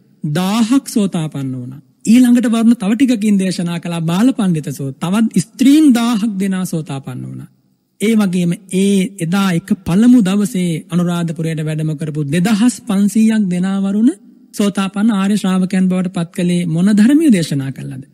භාග්‍යවත් බුදුරජාණන් වහන්සේගේ සිරිමුව මඩලින් වදාළ ධර්මයේ දේශනා කළා. ඊළඟට වරුණ දෙවනි දවසේ අනුලා දේවිය ඇතුළු 500ක් සකදාගාමී කළා. ශ්‍රී සද්ධර්මයේ දේශනා කළා. අග්ගිකන්දෝපම සූත්‍රය දේශනා කළා. තවත් 1000ක් සෝතාපන්න කළා. තුන්වෙනි දවසේ ආසිවිසෝපම සූත්‍රය දේශනා කළා. තවත් 1000ක් සෝතාපන්න. හතරවෙනි දවසේ අනමතග්ග පරියාය දේශනා කළා. තවත් 1000ක් සෝතාපන්න කරා. පස්වෙනි දවසේ මට මතක හැටියට කජ්ජනීය සූත්‍රය වරුණ දේශනා කරලා තවත් 1000ක් සෝතාපන්න කළා. හත්වන දවසේ වරුණ ගෝමය පිණ්ඩිය කියලා සූත්‍ර දේශනාවක් වෙනවා. ඒ දේශනාව කළා. තවත් 1000ක් සෝතාපන්න කළා. හත්වන දවසේ වරුණ ඔබ අහලා තියෙන ධම්මචක්කප්පවත්තන සූත්‍රය දේශනා කළා. තවත් 1000ක් සෝතාපන්න කළා. එහෙමයි. දින 7ක් ඇතුළත මේ ලංකා ධරණී තලයේ 8500ක් සෝවාන් හෝ සකදාගාමි ආර්යෝ බිහි කළා. වරුණ මේ බිහි කළේ කුමකින්ද? බුදුරජාණන් වහන්සේගේ සිරිමුව මඩලින් වදාළ ශ්‍රී සද්ධර්මයේ දේශනා කරලා. එනිසා වරුණ බුදුරජාණන් වහන්සේගේ ශ්‍රාවකයන් හැටියට මට නම් ශ්‍රාවකයෙක් හැටියට දේශනා කරන්න තියෙන එකම දේ එක්ක දීඝනිකායේ එහෙම නැත්නම් මජ්ක්‍ධිම නිකායේ නැත්නම් මේ කීප සූත්‍ර පිටකේ නැත්නම් විනය පිටකේ නැත්නම් අභිධර්ම පිටකේ මේ සමස්තය පිළිබඳව අර්ථ විවරණ සපයා දෙන අර්ථ කතාවේ මෙන්න මේ තියෙන දෙයක් හැර මට නම් වෙන පුද්ගලිකව කියව හැකි කිසිම දෙයක් නැහැ. කියන්නට එහෙම කිසිම හැකියාවක් ඇත්තෙත් නැහැ වරුණ.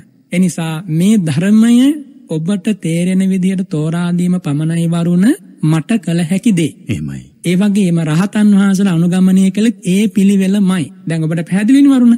මිහිඳු මහ රහතන් වහන්සේ අනුගමනය කරපු පිළිවෙල එයනම් අපට කිසිම අයිතියක් තියෙන දේ ක්‍රමයේ උල්ලංඝනය කරන්න. එහෙම බෑ. ඒ නිසා මම දේශනා කරන්නේ මෙන්න මේ ධර්මපරයය මෙන්න මේ විදිහටයි ඔබ ජීවිතයට ගලපා ගන්නට ඕන. ආදී වශයෙන් කියා දීම පමණයි භික්ෂුවකගේ කාර්යභාරය. අපි මේ කිසිම ස්වාමින් වහන්සේ කෙනෙකුට දෝෂාරෝපණයක් කරනවා නෙමෙයි වරුණ. එහෙමයි. සමහර ස්වාමින් වහන්සේ කෙනෙක් ධර්ම කතාව කරගෙන යද්දී ඒක තෝරා දීම පිණිස ඇතැම් කරුණු කාරණා ඒ අතරට අරගෙන ඒක විස්තර කරලා දෙනවා. මම මේක වැරදි කියන එක නෙමෙයි කියන්නේ. මම කියන්නේ මගේ පුද්ගලික මතයේ හැටියට වරුණ මේ වර්තමාන ලෝකයේ උපමා උපමේයන් ගල්පා මේ දේ අපි කතා කරන්න උවමනා නැහැ. ඒව මිනිසු කාටත් ප්‍රකටයි. මේ ධර්මයේ තුල තියෙන වරුණ උපමා වශයෙන් කරන දේශනා, උපමේය වශයෙන් කරන දේශනා, ඊළඟට ගාථා වශයෙන් කරන දේශනා, සාකච්ඡා වශයෙන් ඕනෝන් අතර කෙරෙන දේශනා වරුණ හිතන්න බැරි තරම් ඊතා ප්‍රණීත ධර්මපරයයක් මේ උත්තම ධර්මය.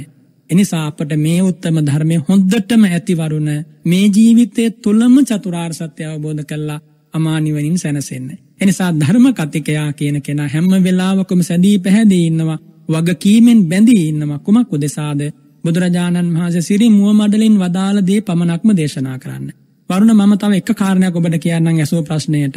එක රහතන් වහන්සේ නමක් එක්තරා ගම්මානයක ඉතා ප්‍රණීත ලෙස ධර්ම දේශනාවක් කරනවා. සක්දෙව් රජතුමා වරම්දෙව් රාජවරු ඇවිල්ලා මේ දේශනාව අහගෙන ඉන්නවා. ඊට පස්සේ සාදුකාර දීලා අහනවා, ස්වාමීනි ඔබ වහන්සේ වදාළ ධර්මය අති ප්‍රණීතයි. කොහෙන්ද ස්වාමීනි ඔය ධර්මය? ඒ වෙලාවේ මේ රහතන් වහන්සේ කියනවා, සක්දෙවිඳුනි මම ඔබට උපමාවක් කියන්නම්. ඔබ ඒ උපමාවෙන් තේරුම් ගන්න. සක්දෙවිඳුනි මේ නගර ප්‍රදේශයේ මේ බල ප්‍රදේශ එක තැනක තියෙනවා සුවිශාල ධාන්‍ය ගොඩක්. වරුණ අපි හිතමුකෝ වී ගොඩක් කියලා. මේ වී ගොඩෙන් පුරුෂයෝ ඇවිල්ලා මිනිස්සු ඇවිල්ලා කවරවලට කැමති තරම් වී පුරවාගෙන යනවා. ඉතින් මේ රහතන් වහන්සේ කියන බුදුරජාණන් වහන්සේ නම් වූ සුවිශාල ධාන්‍යාගාරයට මම ගියා. ගිහිල්ලා මම එතනින් මගේ ශක්ති පමණින් මම ධර්මයේ කොටසක් අරගෙන ආවා. ඒ දේ තමයි මම මේ ඔබට දේශනා කරේ. මේක මගේ දෙයක් නෙමෙයි කියනවා. අන්න ධර්ම ස්වාමී ඉන්නවා. ගිහිල්ලා ධර්ම ස්වාමීන් වහන්සේ මුණ ගැහලා වැඩි විස්තර දැනගන්න කියනවා. ඉතින් වරුණ, මේ ධර්මයේ නිර්මාතෘ, මේ ධර්මයේ මතු කරපු උතුමන් වහන්සේ ධර්ම ස්වාමීයයි කිව යුතු බුදුරජාණන් වහන්සේ. නිසා බුදුරජාණන් වහන්සේගෙන් ලැබිච්ච කසාවත දරාගෙන, බුදුරජාණන් වහන්සේට ලැබෙන පිණ්ඩපාත ටික වළඳලා, බුදුරජාණන් වහන්සේට ලැබෙන සෙනසුනේ ජීවත් වෙලා, බුදුරජාණන් වහන්සේට ලැබෙන වැඳුම් පිදුම් ගෞරව සත්කාර සම්මාන ඉවසලා අපි වරුණ අපේ පුද්ගලික මත කිව යුතුයිද? ඔබම හිතන්න මේ ප්‍රශ්නේ. එනිසා බුදුරජාණන් වහන්සේගේ ධර්මයේ ආකාරයෙන් දේශනා කිරීම යාට මෙලොවට පරලොවට සැනසීමට හේතුවක්. වරුණ, එක අක්ෂරයක් වැරදුනොත්, එක පදයක් වැරදුනොත් වරුණ, මම කියන්නේ මගේ පුද්ගලික මතයක් ඇටියට ආනන්තරයකට වඩා බරපතල වෙන්න පුළුවන්. මොකද හේතුව මේ ධර්මයේ මතු කරන්න වරුණ බුදුරජාණන් වහන්සේ විඳපු දුක දන්නේ බුදුරජාණන් වහන්සේ විතරයි. හොඳයි, මං හිතන්නේ අපේ ශ්‍රාවකයන්ට ස්වාමීන් වහන්සේ මටත් අවශ්‍ය වුණේ ඔබ වහන්සේගෙන් මේ කාරණා ඉස්මතු කර දීමමයි. මොකද අපි දන්නවා දැන් ඔබ වහන්සේ පමණක් නෙවෙයි අපේ දේශකයන්න් වහන්සේලාගේ අරමුණ ධර්ම ශ්‍රවණය කියන කුසලයට සමග හිත නිවන්නට. හැබැයි අපි ශ්‍රාවකයෝ විදියට ශ්‍රවණය කරන්නෝ විදියට අපි ඇවිලිලා නම් නැත්නම් ගැටිලා නම් අපි යම් ආකාරයෙන් මනසින් නොඑක ආකාරයේ ප්‍රශ්න 1000ක් මතු කරගෙන නම් ඒ ධර්ම ශ්‍රවණේ කුසලයේ ඇති කරගන්නට ගිය තැන නැගිටින්නේ ඇත්තටම අපේ හිත අප්‍රමාදී භාවයට හරව ගන්නට පුළුවන්ද? අප්‍රමාදී වෙන්න කියන්නේ කුසල් සිත් වඩන්නට. හැබැයි අකුසල සිතටම ඕන කරන ආකාරයට දේශනාවන් තුල කාරණා ඉස්මතු වෙලා අපි ඒ දේ නම් රැස් කරගන්නේ අපට අප්‍රමාදී වෙන්නට තිබෙන හැකියාව කෙසේද? ඉතින් මේ නිසා මම හිතන්නේ ඔබ වහන්සේ මනාලෙස පහදලා දුන්නා අපට. අපි පිට දේවල් ගැන තමයි ස්වාමීන් වහන්සේ හොයන්නට වැඩි වශයෙන්ම පෙළඹෙන්නේ, අප්‍රමාදී වෙන්නේ.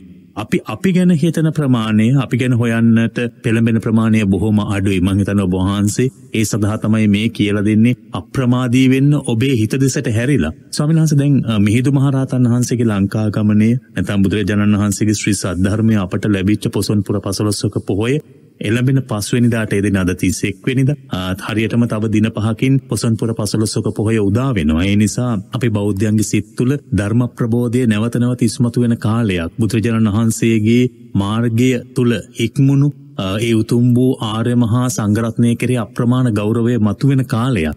ස්වාමීන් වහන්සේ දැන් මිහිඳු මහරහතන් වහන්සේගේ ලංකා ගමනය තුළ අපි දකින්න අපි නිතරම කතා කරන එදා දේවානම්පියතිස්ස රජතුමා මුවදඩය මේ යනවා.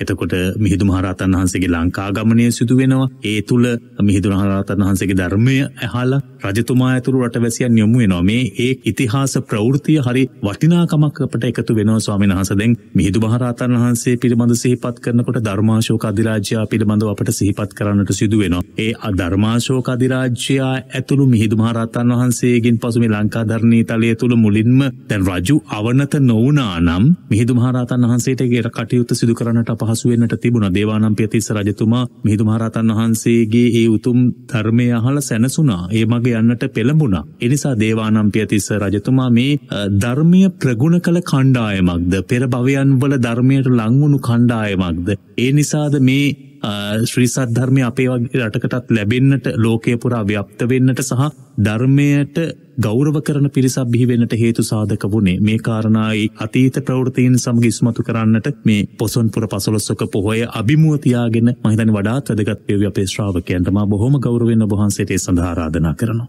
ඔව් පින්වත් වරුණ, බුදුරජාණන් වහන්සේගේ ශ්‍රී සද්ධර්මය අනුව විමසද්දී මේ අපේ ජීවිතවල සිද්ධ වෙන එකම සිද්ධියක්වත් වරුණ ආකස්මික නෙමෙයි. හදිසියේ සිද්ධ වෙනම නෙමෙයි. ඉබේ සිද්ධ වෙනම නෙමෙයි. මහ පුදුම ඇතුළාන්තයට විකාශය වන හේතුඵල ධමයක් එක්කමයි මේ හැමදේම සිද්ධ වන්නේ. වැඩි නෙමෙයි වරුණ. ඔබයි මායි මේ කරන ධර්ම සාකච්ඡාව පවා හේතුඵල ධමයක් යටතේ සිද්ධ වන්නේ. එහෙමයි. මේ අපේ ධර්මාශෝක රජතුමා ඊළඟට දේවානම්පියතිස්ස රජතුමා මිහිඳු මහ රහතන් වහන්සේ විශේෂයෙන් වරුණ මේ හැම සිද්ධියක් ඇතුළතම මේ විශේෂයෙන් ධර්මාශෝක රජතුමාගේ මහා ධර්ම මෙහෙවර ඇතුළේ ඉන්න මහා පතාක චරිතය තමයි වරුණ නිග්‍රෝධ මහා රහතන් වහන්සේ. ධර්මාශෝක රජතුමා කියන්නේ වරුණ සුවිශාල යුද්ධයක් සිද්ධ කළානේ කාලේ. කවුරුත් දන්නවනේ ප්‍රසිද්ධ කාරණයක්නේ. ඒ කාලිංග යුද්ධයේදී ලක්ෂ ගාණක් මිනිසු මැරෙනවා. වරුණ අද වගේ නෙමෙයි. ඒ කාලේ මේ අත්පා කපලා දාලා අර තියෙන වරුණ හත විච්ඡේදක ආදී වශයෙන් ඔය මේ මිනිසුන්ගේ මරුණට පස්සේ මේ මලකුණු දිහා බලලා අරමුණු ගන්න ක්‍රමයක් මේ ශාසනේ. අසුබ සතිය ගැන දේශනා කරලා දෙය කියන්නේ එතෙන්දී උගන්වනවා කඩුවකින් දෙකට පළපු මේ මිනිස්සෙකුගේ ශරීරයක් දිහා බලලා කොහොමද අරමුණ ගන්නේ. අත්පා සිඳපු. ඒ කියන්නේ යුද පිටිවල සිද්ධ වෙන දේවල්. ඔව් දසවදම තමයි. අන්න හරි. දසවදත් නෙමෙයි වරුණ ද්වත්තිංස කම්ම කාරණා කියලා තියෙනවා. ඒ කියන්නේ කොටස් ආකාර 32කින් වද දෙනවා. වරුණ ඒවා වෙනමම කතා කරන්නට ඕනේ. ඒව ඇහුවට පස්සේ දහඩිය මුගුරු වැగిරෙන්න පුළුවන්. එච්චර බයක් ඇති වෙනවා. ඒ කාලේ තිබ්බ එක වදයක් මම කියන්නම්. මේවා වරුණ අතුරු කතා. ඒ වදේ තමයි වරුණ මේ හිසේ පටන් මුළුමනින්ම හැම ගලවනවා. හැම ගලවලා වරුණ මේ දනිස් දෙකෙන් ටිකක් පහළට ගලවනවා. හැම. එතකොට හැම ගලවලා වරුණ ඒ ශරීරයට දැන් හැම ගැලවුවට පස්සේ ලුණු වතුර වගේ දෙයක් දාලා වරුණ මෙයාව එලවනවා. එතකොට වරුණ දුවන්න පුළුවන් ද හැම ගැලවෙලා තියෙද්දි.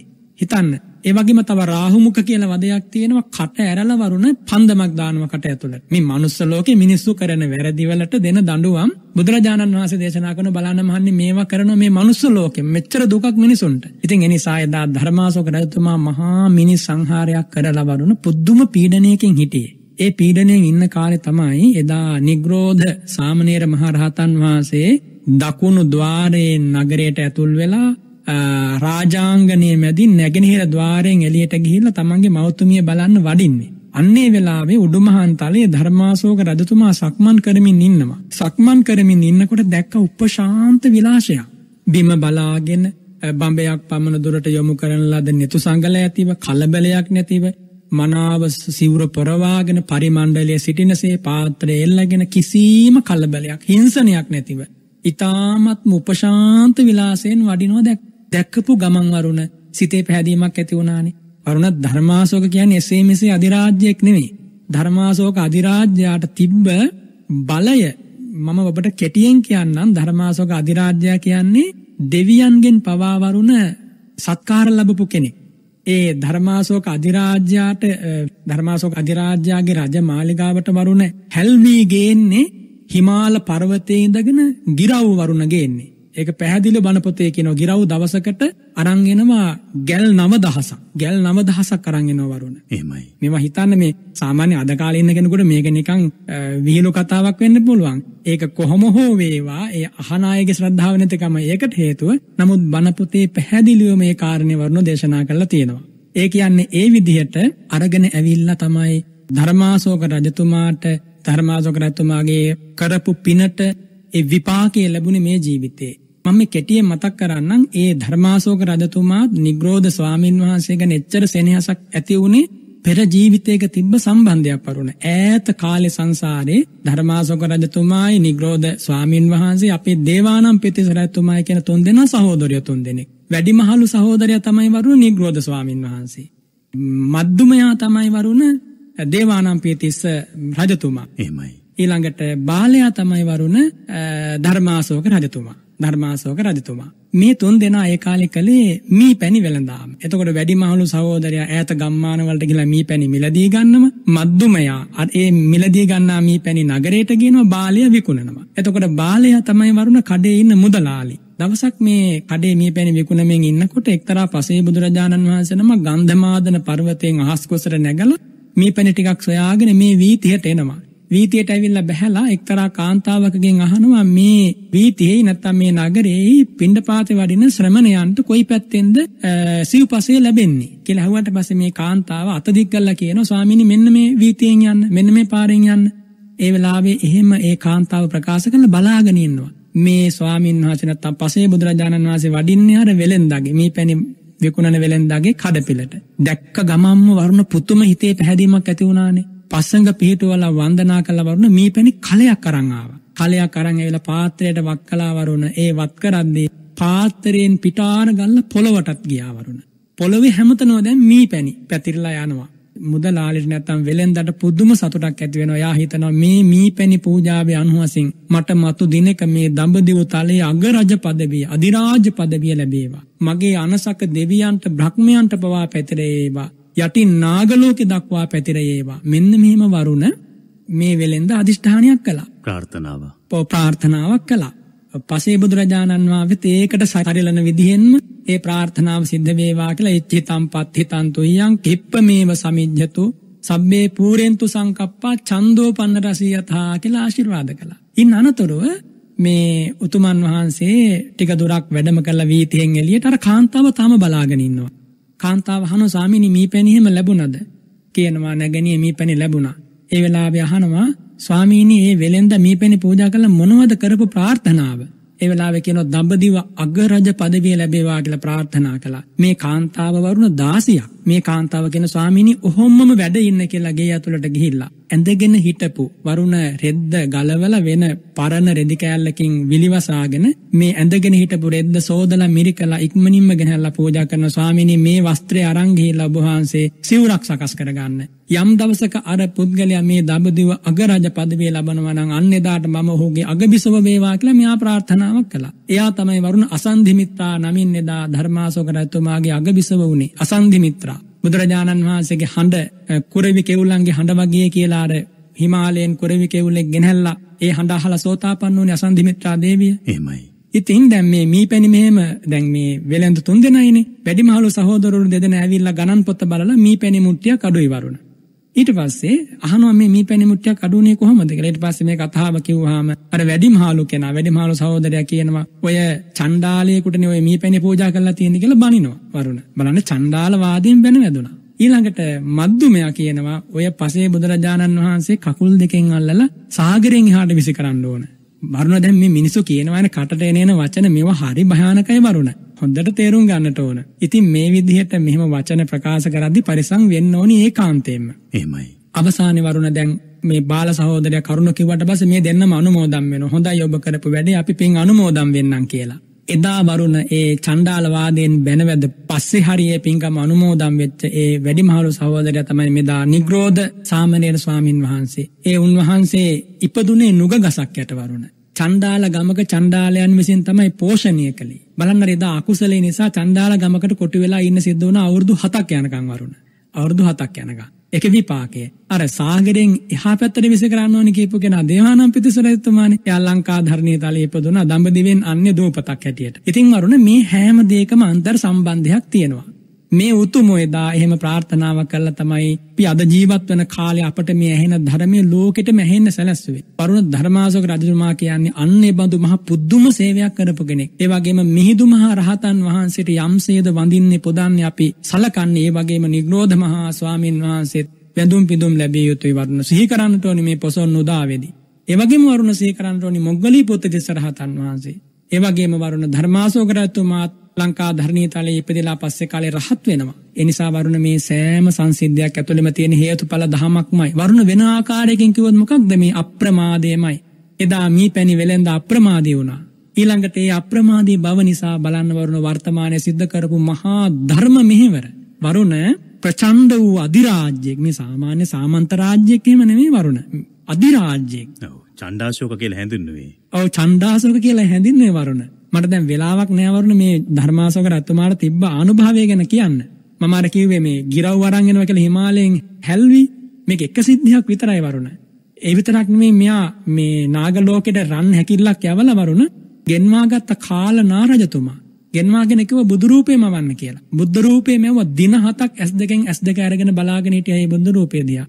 ඉතිහාසයේ වරුණ එහෙම බුද්ධ රූපයක් දැකපු එකම රජතුමා මේ. ඉතින් ඒ නිසා වරුණ මේ හැම දෙයකටම තියෙන හේතුඵල ධමයක් වෙන කිසි දෙයක් නෙමෙයි වරුණ අප්‍රමාදී වීමමයි. ඒ නිසා අසාගෙන ඉන්න පින්වත් හැම දෙනාම අප්‍රමාදී වෙන්න, මේ මොහොතේ පටන් අප්‍රමාදී වෙන්න. සිතට රාගික, ද්වේෂික, මෝහික සිතුවිලි එනකොට ඒවා අනුමෝදන් වෙන්න එපා. කොහොම හරි ඒ වගේ හිත නිදහස් කරගන්න. සැබවින්ම මේකට වීරියක් කරන්නට ඕනේ වරුණ. නිකන් සිද්ධ වන්නේ නැහැ. වරුණ අකුසලේ නම් නිකන් වැඩෙයි. හැබැයි කුසලේ නම් නිකන් නම් වැඩෙන්නේ නැහැ. උත්සාහයක් ගන්නට ඕනමයි වරුණ. හොඳයි. ඒ වීරිය ඇතිවෙන්නට මේ දේශනාව ඔබට ඉවහල් වේවා කියලා ප්‍රාර්ථනා කරනවා. මේ පොසොන් සමයේ පොසොන් පුර පසළොස්වක පොහොය අපි හැමදේම ගෞරව සිතින් මේ පොසොන් පුර පසළොස්වක පොහොය දවසේ කටයුතු සිදු කරන්නේ. එහිදී මිහිඳු මහරහතන් වහන්සේ පිළිබඳ අප්‍රමාණ ගෞරවයක් අපේ හිතේ තිබෙන වග අපි අමුතුවෙන් සිහිපත් කළ යුතු නෑ. මම හිතන්නේ හැබැයි ඒ ගෞරවය අවබෝධයෙන් යුතු ගෞරවයක් බවට පත් කරන්නට සහ ඒ තුල ඊට එහාට ගිය වපසරියක් තුල අපිට මේ බුදුරජාණන් වහන්සේගේ ධර්මය ලංකා ධර්මීතලයට ආපු ඉතිහාස ප්‍රවෘත්තීන් එක පෙර භවයන් කළ විග්‍රහයන් එක්ක අපේ හාමුදුරන් වහන්සේ විසින් කළ විග්‍රහයන් එක්ක අපිට මම හිතන්නේ තවත් ලොකු ගෞරවනීය ශ්‍රද්ධාවක් හිතේ ඉස්මතු වුණා. ස්වාමීන් වහන්සේ අද දවසට අපිට සමුගන්න කාල වේලාව උදා වෙලා තිබෙන්නේ. එනමුදු ඉරිදා දිනයන්හි සෑම ඉරිදා දිනයකම ඔබ වහන්සේගේ මේ ධර්ම දේශනාව, ධර්ම සාකච්ඡාව තුළ තවත් අපේ ශ්‍රාවකයන්ට මෙලෙසින්ම ධර්මයට ලං වෙන්නට හිත පහළවන, නොමදවම වීරිය වඩන්නට හිත පහළ වෙන, ඒ වගේම අකුසල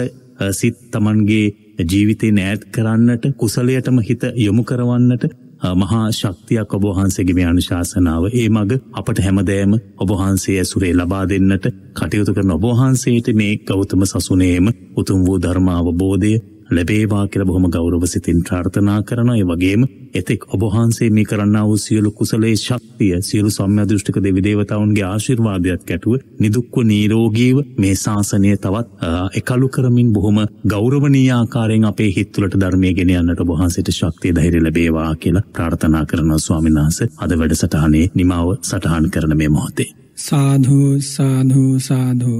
මමත් මේ වෙලාවේ හදවතින්ම ආශිර්වාද කරන පින්වත් වරුණ මහත්මයාට, net FM සභාපතිතුමා ඇතුළු කාර්ය මණ්ඩලයට, බණපදයේ ඇසූ හැම දෙනාටම මේ උත්තම ධර්මයේ මේ ජීවිතයේම පසක් කරගෙන හැම සැනසීමක්ම ලබන්න සියලු වාසනාව ලැබේවා කියලා. සාදු සාදු සාදු. ඒ ප්‍රාර්ථනාවත් සමගින් ඉරිදා සිත්නේ තසපුවෙන් අපි සමුගන්නේ නැවතත් සුපුරුදු විදිහටම ලබන ඉරිදා සිත්නේ තසපු වැඩසටහන තුළ පූජනීය වන්දනීය බලංගොඩ රාධ ස්වාමීන් වහන්සේගේ ඒ උතුම් වූ ධර්මානුශාසනාව, ධර්ම සාකච්ඡාව තුළ තවත් දහම් කාරණා අපේ සිතට ලං කර දීමේ අපේක්ෂාව පෙරදරි කරගෙනයි එළඹෙන පොසොන් පුර පසළොස්වක පොහෝ දිනයේදී ඔබ බොහොම ගෞරවනීය ආකාරයෙන් ඒ උතුම් වූ පොහෝ දිනය සමරන්න, ආමිසයට වගේම ප්‍රතිපත්තියට වැඩි තැනක් ලබා දෙමින් බුදුරජාණන් වහන්සේ පෙන්වා දුන්නු මේ උතුම් වූ ධර්ම මාර්ගයේ හැසිරෙන්නට ඔබට ශක්තිය ධෛර්යය ලැබේවා කියලා ප්‍රාර්ථනා කරමින් අද වැඩසටහනින් සමුගන්නවා. හැම දිනාටම තෙරුවන් සරණ ප්‍රාර්ථනා කරනවා.